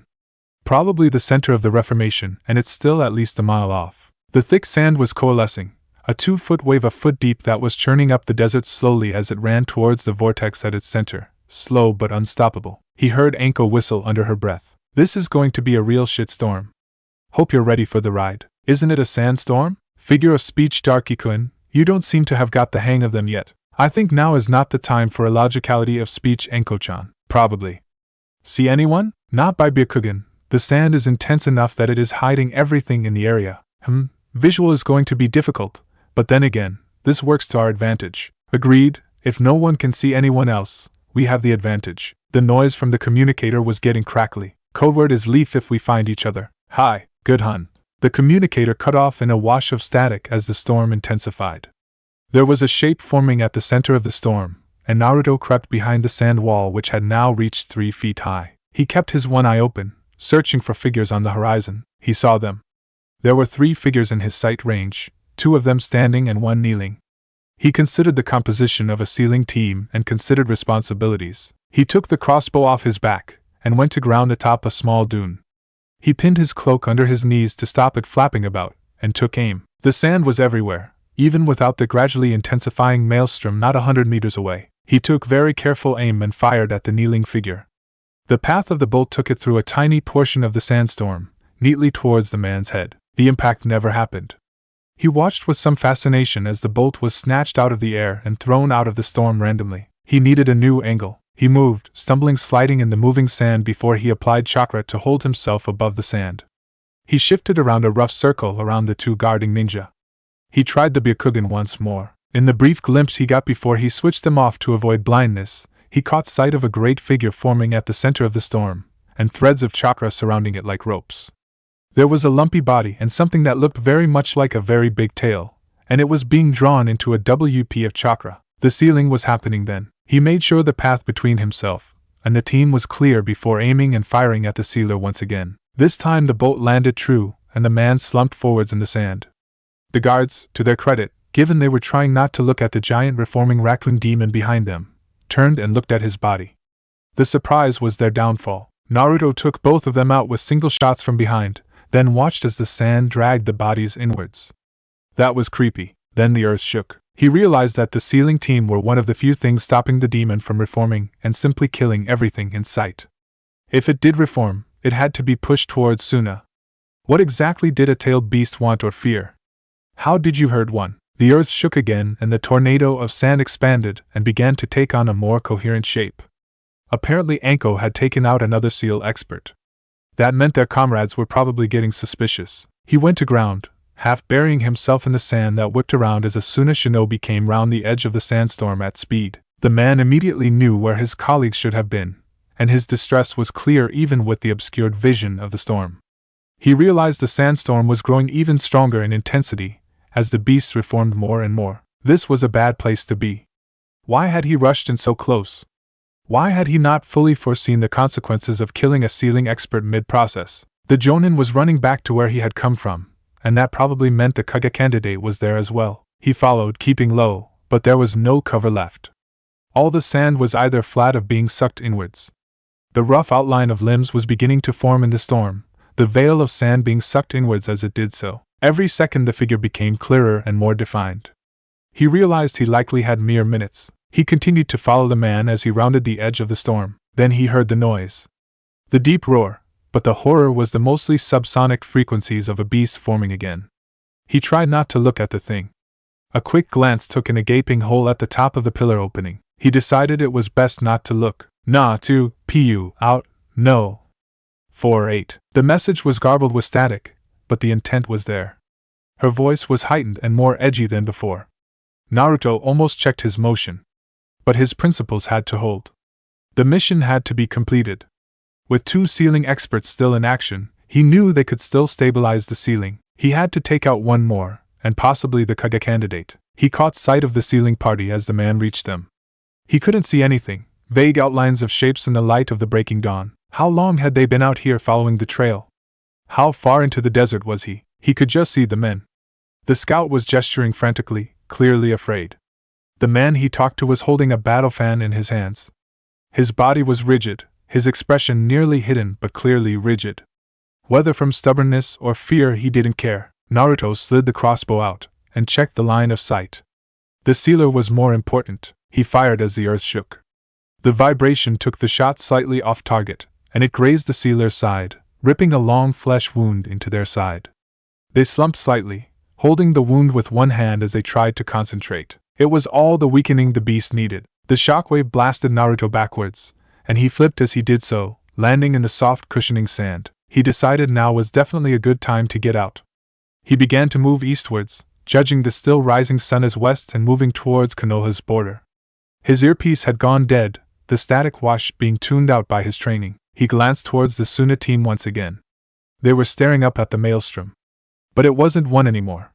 He suddenly realized that everything had gone very, very quiet, and awfully still. He looked round to see the beast. After all, you only got to see one of these things once, and he figured that his Byakugan wouldn't tell him anything immediately useful. It stood a full 60 feet tall, skin the color of the sand with black markings over its body in places. It was sitting with its eyes closed, the expression on its face in a slight smile. Then it unfolded and stretched. It was either happy or savoring being whole once again. He realized it was probably the latter. He sped up before a deafening, subsonic roar knocked him off his feet. He glanced back at the Suna party. They were preparing to fight. The one with the battle fan was at the fore, preparing himself for conflict with the beast. His posture was clear and stubborn. Most people would have seen the bravery and the courage of a man who knows he is going to die and is going to do the right thing as leader and fight to the last. Naruto merely saw a man about to throw away his life. Not his problem. The beast snorted at the man and then turned to face him. It extended a long clawed paw and pointed him out. The man stiffened and swung his fan. The jutsu bounced off the beast with barely a sound. The beast began to laugh. It was chilling, the noise like a dozen houses being crushed with each mocking snarl. Naruto, if you haven't, get out of there. He began to move. Enko's voice was now clear given that the storm had gone. He began to move. He turned the Byakugan back on to cover his back. Then he saw the great beast turn. It moved slowly, each step causing a small tremor in the earth until it was facing him. It extended a claw and roared. The wind was intense, the subsonic sound shaking him, awakening a response from his ancestors of raw fear. He mastered the feeling and backed away slowly. Then he saw the chakra gather and made several clones to scatter them. The wind jutsu, about 5 meters wide, and made of highly condensed wind chakra, slammed into his position just after he switched places with the clone. What hell? Is it attacking you? What did you do to it? Could it really sense that he had killed its host? Was it mindlessly attacking him? He didn't answer. There was no time. He couldn't keep this up forever, and running would lead it into Konoha. He had very, very few options. In fact, he only had one, and it was a half chance. And it was something he did not want to do at all. He switched places with the second clone as another jutsu ripped the area around him to pieces again. Sand burst into the air at least 10 meters. He slammed through memorized but all but unused jutsu. He'd only done this technique once in his training, and then only for a brief time before it had been ended by someone else. He felt the outer seal on his stomach burn briefly as they unlocked and left space vacant. He then felt the second burn as the other chakra swarmed upwards to fill the space. He let out a hiss as he saw the red chakra begin to swim into his veins. He felt the unreal power flood into his veins. He fought the urge to leap at the giant thing before him and fight it. Instead, he merely stared up at the beast which had stopped attacking. Even though he was several hundred meters from the beast, he looked into its eyes and it into his. He stared at the beast, and it seemed to pause. It took another step forwards, its mouth forming a wider, darker sneer. It recognized the chakra, and it thought it could overpower it. He had to push further. More of the chakra shifted into his system, and he slumped down to all fours on instinct. He felt the presence of a heavy limb from behind him, which he instinctively knew to be a tail. He stared up from the sand at the beast, his tail lashing behind him. Swaying it around threatening came as naturally to him as moving an arm. It felt like it had always been a part of him. He felt like roaring at it, his vocal cords nearly forming the sound. He fought the instinct. He had to fight it, or it would consume him. The beast took another step. The animal in him took a little more control. He roared, a small sound compared to that of the beast before him, more of a hiss. The raccoon demon's ears twitched, and he saw its expression change. Naruto felt like shouting that this was his land, but it only came out as the same hiss. He stopped. He realized the hiss was echoing from somewhere. The beast paused and stared him down again. He felt the chakra reach his eyes fully, and his Byakugan vision turned red. The beast took a hesitant step backwards. He could see the impacts of jutsu on its back from the Suna shinobi, who tried to take advantage of the situation. It then turned swiftly and roared down at the mortals who had tried to seal it once again. The giant tail slammed into the desert as Naruto fought the adrenaline in his veins to form hand seals once again. The urge to leap after his quarry and fight it was growing that his muscles were fighting his brain. His hands wanted to be claws and he forced them into the shapes required. His brain would win. He made the final one and felt searing agony flood his body as the outer seal reformed. He felt his flesh burn under the pain as the red chakra was bled from his system. He collapsed to one knee as the process finished. He felt every limb ache after it was over. He felt like everything was heavier than before. He felt the withdrawal like a blade being pulled out of a wound. He felt the loss of his tail with a pang of regret. He panted for a second and started moving towards the border as fast as he could, stealth forgotten. Hopefully the Suna shinobi would run for Suna and draw the beast that way. He then realized he'd been ignoring the voice in his ear the entire time. Naruto? Naruto? Here, you sound bad. You okay? I'm fine. That was not pleasant. What the hell made that thing turn around? What the hell was that other noise? Did you hear it?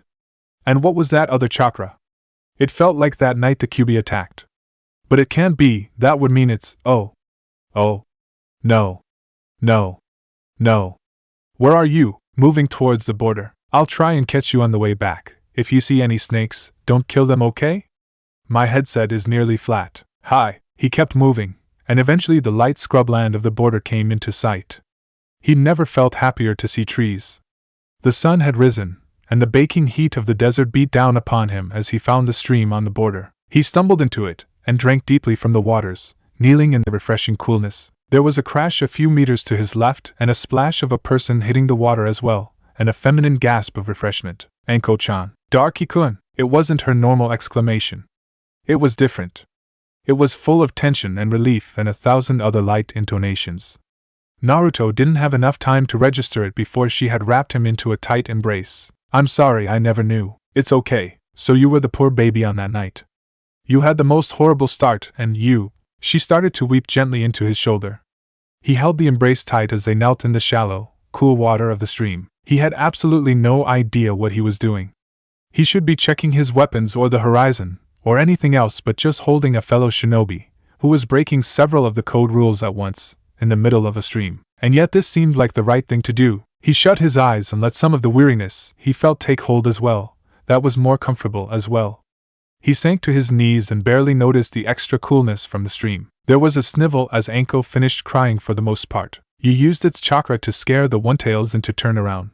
That's just scary. I've never used the chakra before, and I wasn't sure it would work. She laughed a quiet wet laugh. You're just not real, are you? I'm a ghost. How do you manage your curse? A very large or complicated seal matrix. What's your curse? She drew back the top of her coat to reveal her upper back. There was a dark mark there, like a tattoo in the shape of a seal. Curse seal. Put on me by my bastard of a former sensei. He cursed me and threw me away when I couldn't live up to his expectations. Oh, that sounded logical to him, at least ignoring the curse sealing part of a comrade. He realized he should feel disgusted by the idea, but he was a little too pragmatic. I have a seal that depends on my will to keep it in check. But if I get angry or stressed it hurts and I want to kill everyone. Oh. Everything's going to be acceptable. She looked into his single visible eye. Acceptable? He sought for the word he really meant. It wasn't acceptable, that word was wrong. He was talking to a friend. He sought everything he'd ever heard and found something. Everything is going to be fine. You sure? Yes. He gave a slight tightening of the embrace and her body relaxed. The mark seemed to shrink a little. Thank you? Her voice was little more than a whisper. There was silence, and she began to chuckle again. Her normal chuckle. You know, we'll get hypothermia if we stay in this stream much longer. Talon would make fun of us if we got hypothermia on a mission to Suna. It would be odd, yes. There was a relieved laugh from the Konoha side of the stream. Good thing I know how you two would have got it then. Talon landed, followed by a large group of ANBU. Too late, Talon-kun. The One-Tails has already reformed and is currently out there in the desert. Did they seal it? No. And the Kage candidate? Last seen attacking it. Dead? Most likely. Tailed beasts are tricky opponents. Talon relaxed a little, and Pig sighed from behind him. So wait, You mean to say you dragged half the barracks out on an emergency run to the border just so we could hear that Lion and Anko had done it all already? It appears so, Pig. There was some chuckling from Hare, but as Lion would tell us, our backup was necessary and logical, right? Correct, Hare-san. The man nodded. Talon started directing Anbu to watch the border. When he was done, he turned to Anko and Naruto. You two need rest, stay on the border, then make your way home tomorrow. Hare, check any injuries they have. That was a welcome order.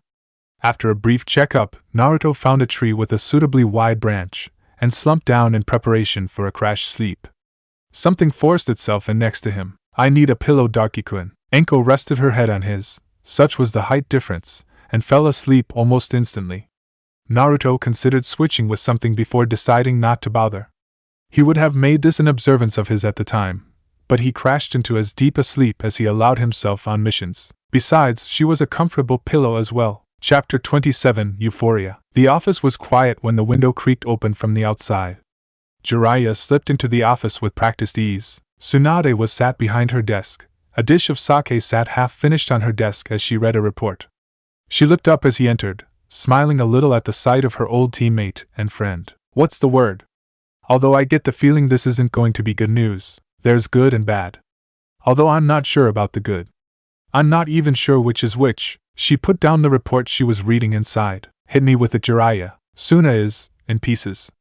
The vast majority of its forces no longer exist, and its daimyo is resisting making a call for aid and an immediate ceasefire on humanitarian grounds. She slammed her fist gently on the desk.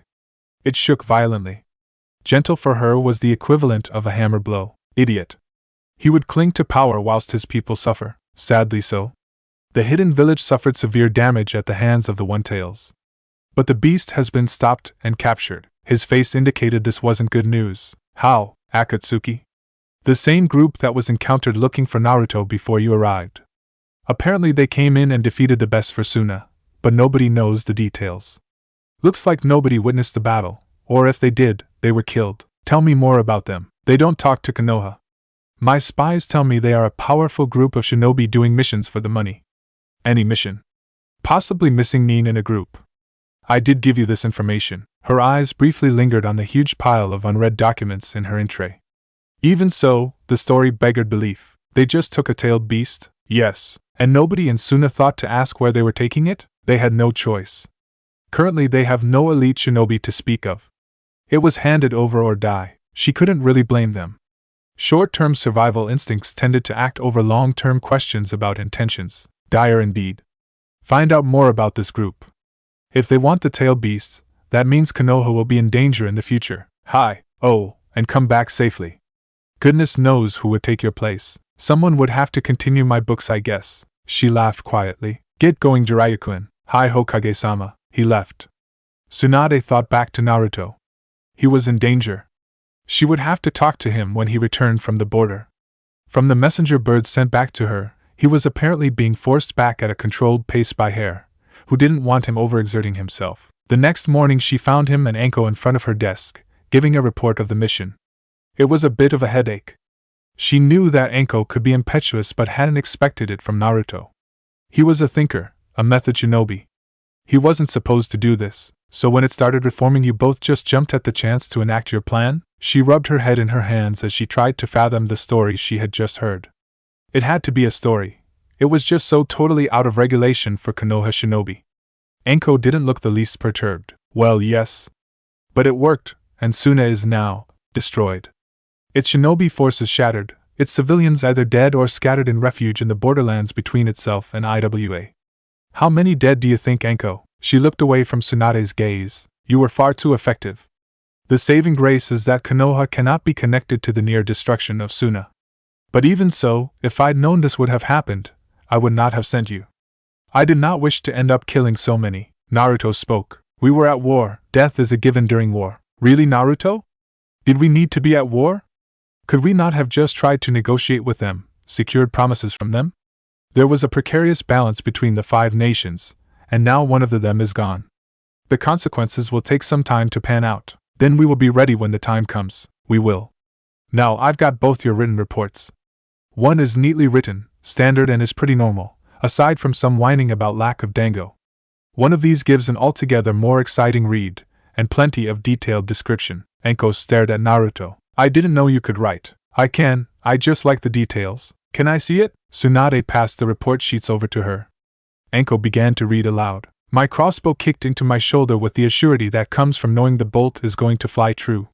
Sure enough, the seal artist, engaged in holding the beast in its chains, fell as the impact smashed into his skull and the sand ran red briefly before being absorbed into the swirling mass. The earth shook with great magnitude, my body shaking with it. I rolled into the sand as the stormy pillar expanded and took the bodies in a death grip, dragging them into the turning melee of sand. I can only anticipated their mass was added to that of the beast, speeding up its reformation, their chakra added to its own. I had to move, taking up from the cover I lay, and I began to run, skidding through the sand. That's enough, Enko. I read it as well. There was a disappointed noise from the doorway of the office, and Shizen poked her head round the door. Sorry, can I read it when you're done with it? Tsunade sighed. This was going to become a problem no matter what she did.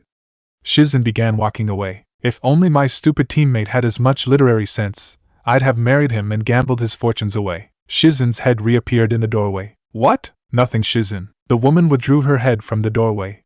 Tsunade drummed her fingers together, clearly deep in thought. I need an assumed name. Enko considered for a moment. Was her boss about to do what she thought she was going to do? Why? For him.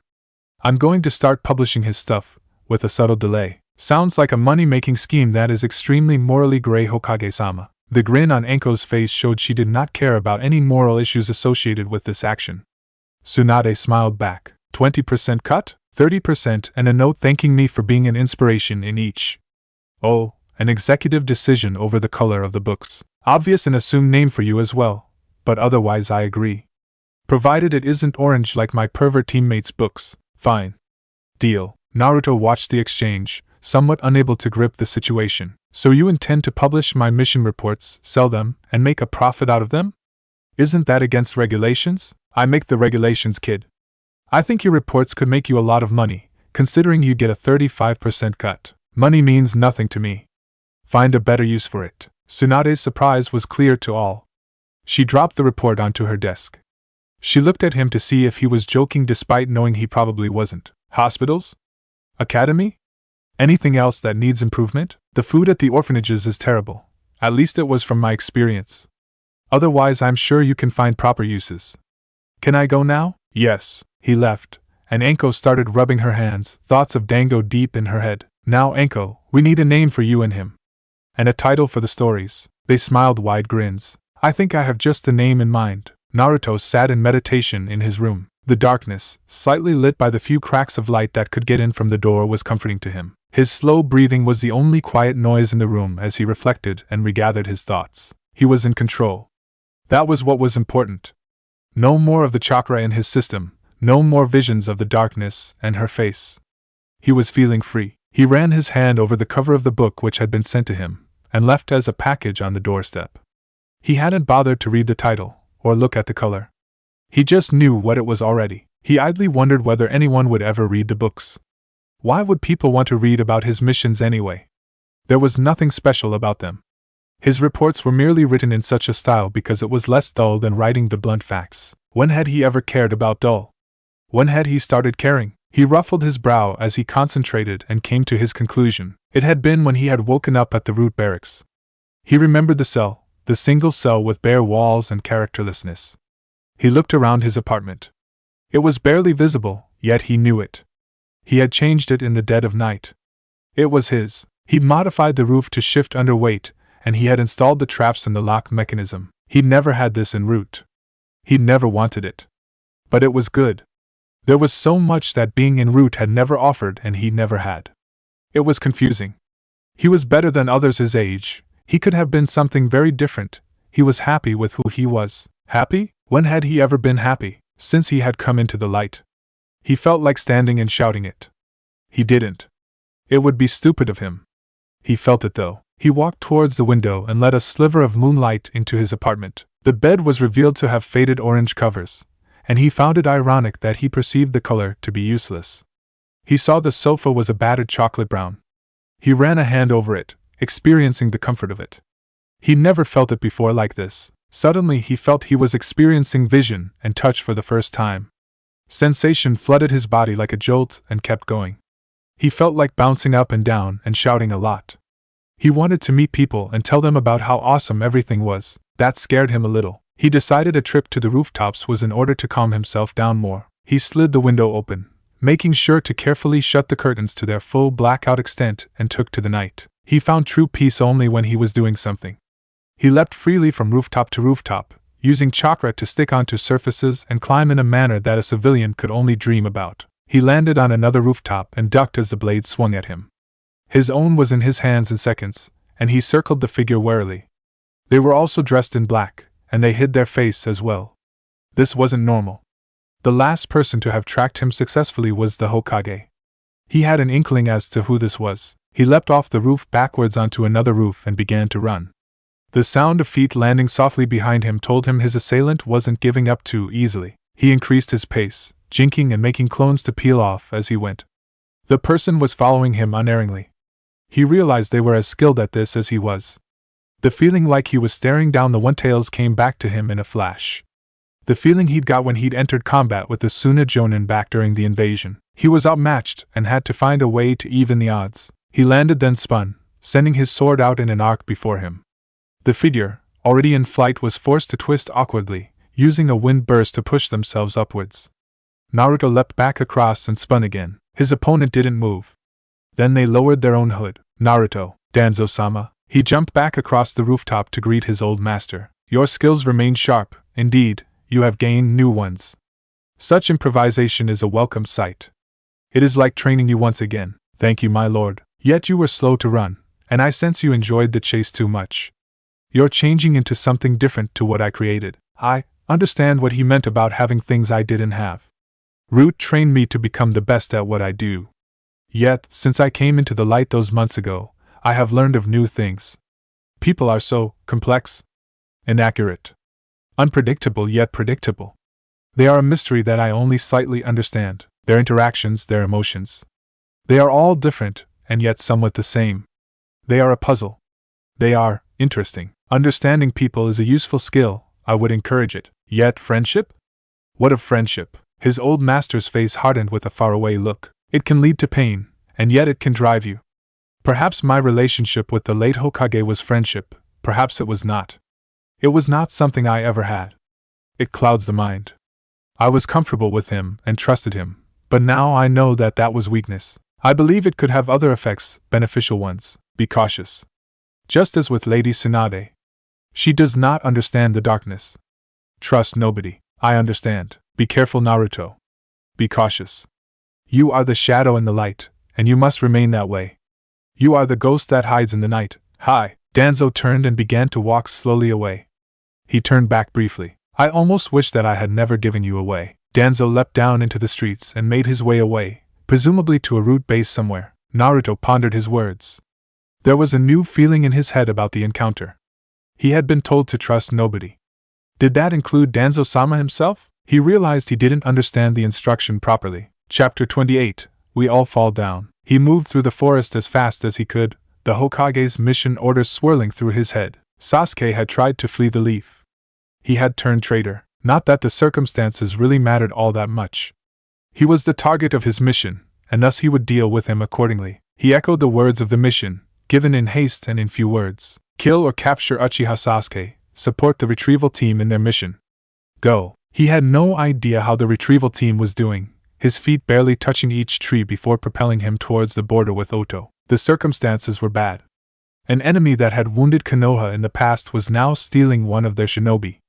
The last of a clan, and one of the brightest prospects for the next generation of shinobi. He also had the Sharingan, which was valuable. Naruto considered what he would do with such an asset if he had a living Uchiha in his possession. The Sharingan was a useful dojutsu to have in the forces of a village. It was too valuable to be lost. He would have carefully controlled the Uchiha's movements, aiming to injure him when he hit maturity and force him to retire. From there, he could rebuild the clan. Eventually, given enough generations of careful care, the Uchiha clan could be rebuilt within Konoha. Still, it was unimportant. It was likely that if the defection was of his own volition, he would be forced to kill his target. He would be a difficult target to kill. Hopefully he wouldn't be needed. He didn't know who the retrieval team was, but the right shinobi with the right jutsu could do it. He'd see Sasuke fight before. His style was showy and fast, relying on taijutsu and powerful ninjutsu. He could beat him, and certainly another like him with the skills to do it could as well. There was a crash from a few hundred meters ahead of him, and he activated the Byakugan to scan it. There was one signature lying next to a rapidly fading one. He sped up to see who was who. From a higher branch, he saw the remaining signature weak, but it was a Konoha shinobi who he hadn't met before. The swirls of the cheeks were testament to his being in a Kimichi, but he had defeated his larger opponent. He had to keep moving. He felt a pang of regret that he couldn't provide medical aid, but more backup would be coming in time. He passed another fight, and saw a familiar signature fighting another who was circling around him. Niji was fighting his opponent, and his signature was suddenly upon his opponent's one. He passed on. Niji would not desire his help, and may not have needed it.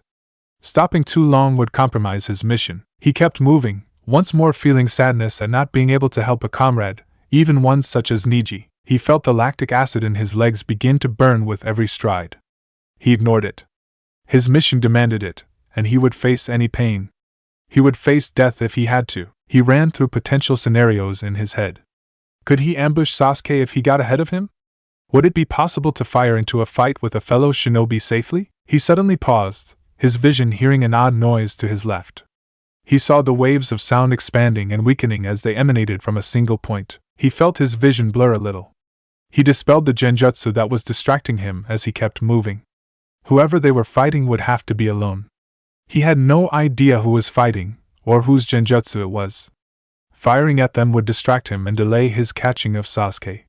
He pressed on. 3 comrades he couldn't help. He couldn't even make a shadow clone because he would likely need the chakra. His legs continued to burn with near agony as the toll of the journey began to take effect. His breathing hurt, and he knew he was dehydrated from the hours of running. Sweat was drenching his clothing, but he knew he had to keep going. Eventually, a burst of chakra ahead caught his attention, followed by a second burst. There was a fight up ahead that almost glowed with chakra. He sped up, forcing his legs to push on further. The trees were thinning ahead, leading to a small, rocky path. He kept to the edge of it, seeing the valley spread out before him. He turned off his Byakugan. He wouldn't need it to try and follow this fight. 2 figures were in the valley below.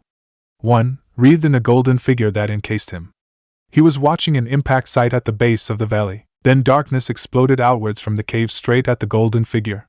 Black lightning met a glowing fist and was knocked aside, but the golden figure was pushed backwards. The gray figure dropped the black lightning from its grip, and rose up on leathery wings that emerged from its back. He activated his Byakugan to see what was happening. The 2 jutsu, whatever they were, that the 2 fighters were employing were powerful. They were chakra-heavy, and showy. And he realized if anyone came against him with one he would be in serious trouble were he spotted. He felt the urge to run. The 2 figures, leather-winged and gold-encased, were fighting now, the movements blinding, impacts causing shockwaves that he could feel from where he lay. He wasn't really hiding anymore. There was something too captivating about this fight. He knew one of the figures was Sasuke, and that he was the leather-winged figure. The lightning jutsu gave that away too much. The other, though, he wasn't sure who it was. The jutsu was one he'd never heard described before. He felt he'd seen it before. The 2 were still battling, though. The golden chakra around the warrior who fought Sasuke took the impacts from the winged figure, who dodged each of the blows that were sent his way. He couldn't hear anything over the impacts and the sound of the water rushing below the fighters' feet. He was sure they were shouting. He kept watching, alternating between Byakugan vision and normal vision. He readied his bow, ready to take a shot at Sasuke if it presented itself. The fight continued. Naruto found himself wrapped up in the contest. He slowed his breathing to try and control the trembling. The golden figure fought with all its might, landing blows on the dark figure, which twisted and danced around it. But the fight couldn't last forever. The 2 figures broke apart, and came at each other one final time. A spear of dark lightning pierced the chest of the golden giant, and the cry of pain echoed around the valley. A horribly familiar cry of pain. A cry he'd heard before. The golden light faded from around the body of the brown-haired genin, a hole in his chest visible where Sasuke's hand had been pushed through it.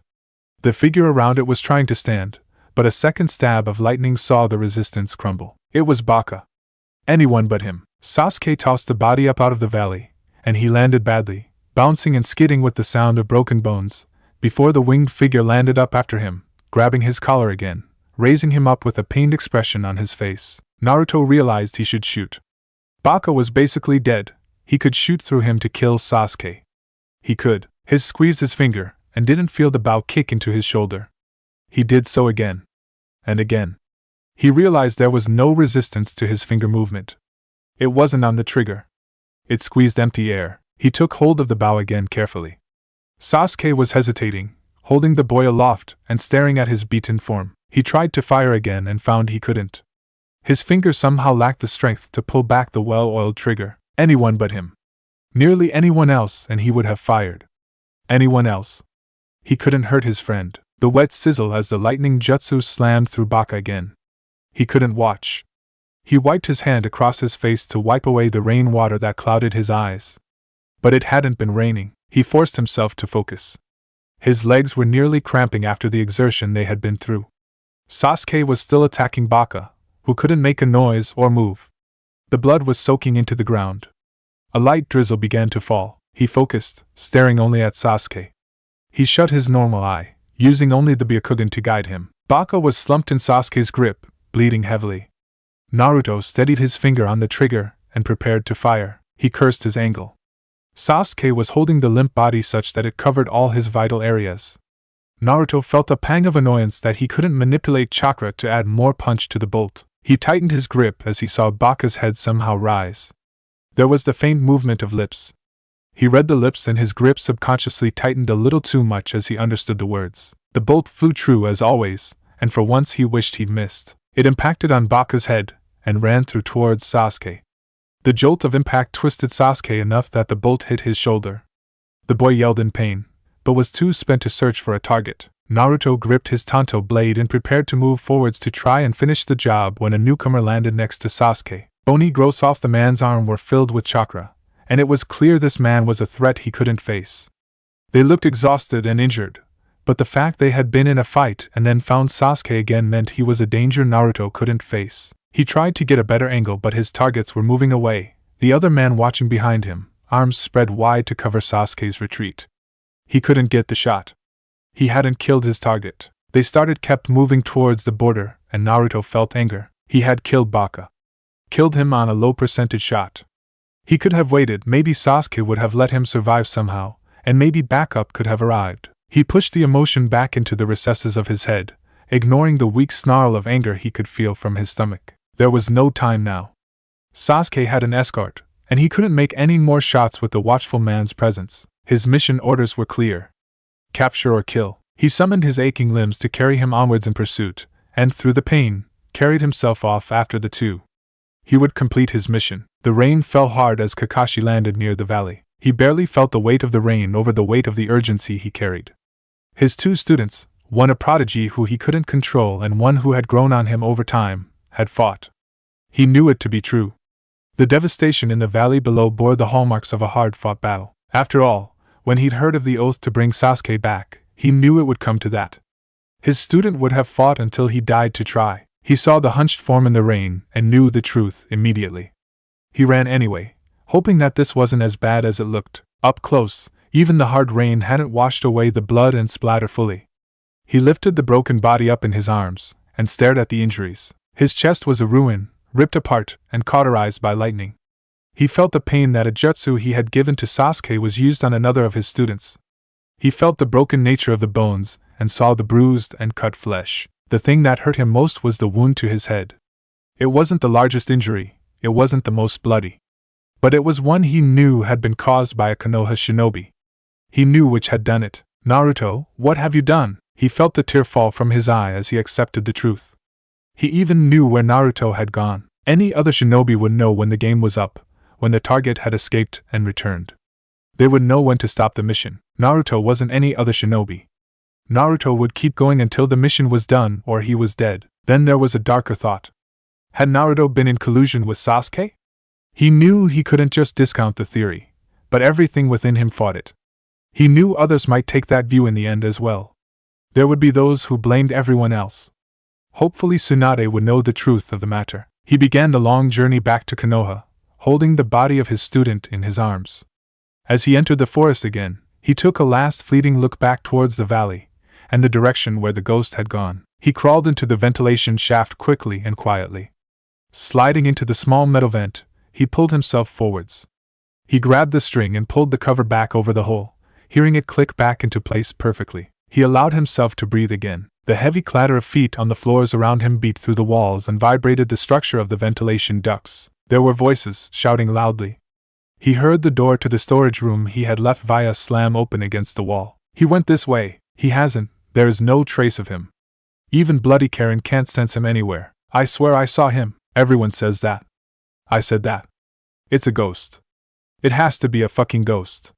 There isn't anyone here. But she can sense him sometimes. The girl is a nutcase. The boy knows he's here. That Uchiha traitor is paranoid. The girl is just trying to impress him. You've seen how she looks at him. But, no buts. Tell Kabuto that our search found nothing and prepare for the beating we will surely receive, even though there cannot be anyone here. The door moved shut again, and he kept crawling along the ducts. He could feel pain aching his entire body. The recycled air in the ducts was warm and humid, and he could feel the sweat soaking his clothes again. How many days had he been in the base? How many weeks? When had he last slept? The seal had been ramped up to its full extent, cutting off almost all his chakra. He'd had to. Night 1 he discovered a powerful sensor had been visiting the base whilst he'd been there, and she simply hadn't left. That wasn't also to include the S-ranked missing Nin he'd physically seen walking through his base. He crawled through the ducts. He'd memorized them. They were the base to his mind. The gratings that separated him from the other tunnels and rooms were merely some other dimension. He found the spot where his home was. It was his home now. The underground base had a small point where the ventilation shaft touched the rock it was carved into. He pushed aside the cover and crawled into the small opening. The soft dripping of groundwater was somewhat calming away from the echoes of the tunnels. He collected one of the bottles he had stolen from the kitchens in the base from where it was filling with water that slowly dripped. He drank, feeling the cool refreshment. It was the best feeling he'd had all day. The water wasn't great, but it was better than nothing. He reflected on his target. They were extremely well protected. They would have to be poisoned. It didn't matter too much if he was around afterwards, but it did matter that Sasuke died. That had been his mission. Retrieval was not an option. He knew he had to poison Sasuke. He had to do it within 3 years. He had to do it knowing the protection he had. He drew out the textbook and set it next to the candle he'd stolen from another storage cupboard that hadn't been guarded. He needed the light to read. He realized he needed to write a report on this as well, but the pad of paper he'd been using was nearly full. He resolved to steal more paper and pens to be ready for it when it happened. Even though the words didn't yet have meaning to him, Naruto felt two burning desires urge him onwards. He would have his vengeance. He would have his atonement. Chapter 29. Report Extract 59. Report Update 59. I saw the head of the chef bounce off the kitchen floor in a shower of blood, and cowered away with the rest of the cooking staff. That is what happens to anyone else who feeds the Uchiha substandard food. Has Lord Orochimaru made himself entirely clear? I mumbled my apologies with the rest of the staff, imitating their tone and posture as best I could. It was the talking of men who want no attention. He spent a few hours vomiting yesterday, missing out on important training. You realize, of course, how important that boy is. How his nutrition must be perfectly balanced. How his health must be perfect. And then, he gestured to the headless corpse on the ground. Someone decides not to check on the meat they were cooking and just declared it ready. Do not make the same mistake. Lord Orochimaru will not hesitate to clean house entirely. Another mumbled round of apologies was offered. Excellent. Now, back to work before the Uchiha's nutrient balance degenerates further. Even a day of suboptimal nutrition will cause Lord Orochimaru grief. The white-haired man wiped the sword clean on the dead chef's apron before leaving the room as if nothing had happened. The chefs all moved back to work. I helped stir some things before disappearing quietly from sight. I pondered the poor men's plight. Each of them had once owned a restaurant somewhere in the land of rice before its takeover. Each had been a master to many lower chefs, in charge. Proud of what they did, they occasionally talk of it with sadness in their eyes. Then the daimyo requested they help the national cause. Some had answered, some had had to be persuaded by more forcible means. In the end, none of them could say no. Those that did stopped breathing. Now they helped feed the small army of sound shinobi, and prepared food for Orochimaru and his elite. It is a thankless task, as the smallest infringement leads to severe punishment. The number of replacement legs are testament to that. I slipped into a storage cupboard and undid the hinge I'd been wearing for the days. At least I've eaten better these last days. The other chefs will assume I've made a mistake and been given a private visit in the night. That I'd been taken care of. I know now that means that I have been killed. A lucky glance at a calendar had told me I've been in the base for some time. A substantial length of time. This report, written on pad 4 of the report, involved an update on the previously mentioned test for the catalyst I have been cultivating within the target. The test, involving a small quantity of uncooked meat I slipped into the dish while serving it, caused the desired effects. The uncooked protein strands interacted with the catalyst which was in his intestinal system extremely well, causing him sickness and vomiting comparable to normal food poisoning. This is a clear sign that the catalyst has formed within him.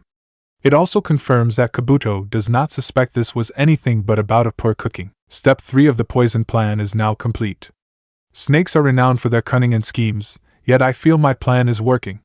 I am scheming to beat another schemer. It is like a literal game of shogi. There is still work to do. The rush the chefs carry about their daily business with is astounding, yet they are very much singular. They do not notice, or if they do not speak of it, if their number changes day by day, mentally uniformed by the regime operated by Orochimaru. It is a strong regime, one that allows no contact with others. Infringement is punished immediately, and thus no rebellion can grow. His wide array of censors and spies, which I believe to include specialists and summons, make sure nothing escapes his notice within his bases. But it has a flaw. The security is watertight, but there is one problem. He does not expect or suspect that a shinobi could infiltrate his base. He does not know of my presence. I must be careful.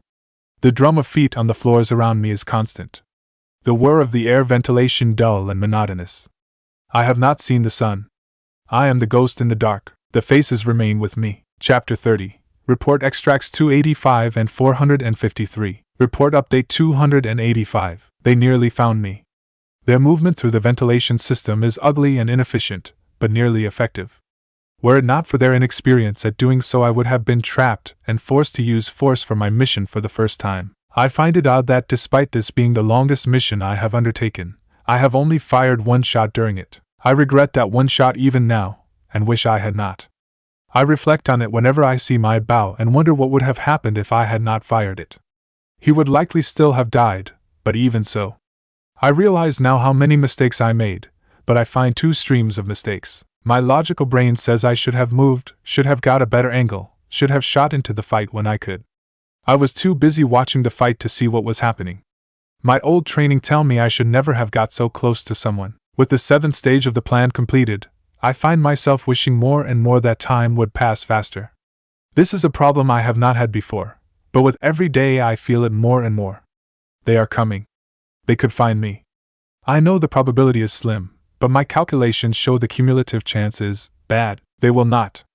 I am a ghost, and I have learned new tricks whilst I have been here. My stealth before seems almost apologetic and clumsy. Attached to the report is a small treatise on the Henjutsu, stating its tactics in evasion and disguise. I have had to make new ones, and they have been difficult. I have lowered the chakra required so I am not detected so easily. The guards speak more and more of the ghost in the night. I must evade patrols and time all my movement through the base extremely well. Whilst holding a henge is suitable for disguise as a shinobi, it leaves me open to detection by sensor. I long to activate my Byakugan, knowing that not using it will lead to my prowess with it diminishing. Yet I cannot. Such usage would see me detected. I must continue to fight these thoughts. Their faces sometimes speak to me at night. One screams my name and curses with the voices of the guards. Her blood-stained face demands mine, demands I give myself to them and surrender. A second merely screams, leading me to wake up coated in cold sweat. I am thankful her visits are rare and short. The last is quiet until the first is silent, and then tells me of forgiveness. She speaks to me with no malice. She is kind. I long for this face. I long to see it night after night. I do not know my own. My hair I have cut with kunai to keep it short, and I feel the beginnings of facial hair beginning to form. My age is becoming apparent. I must still be short as I have not eaten properly for some time.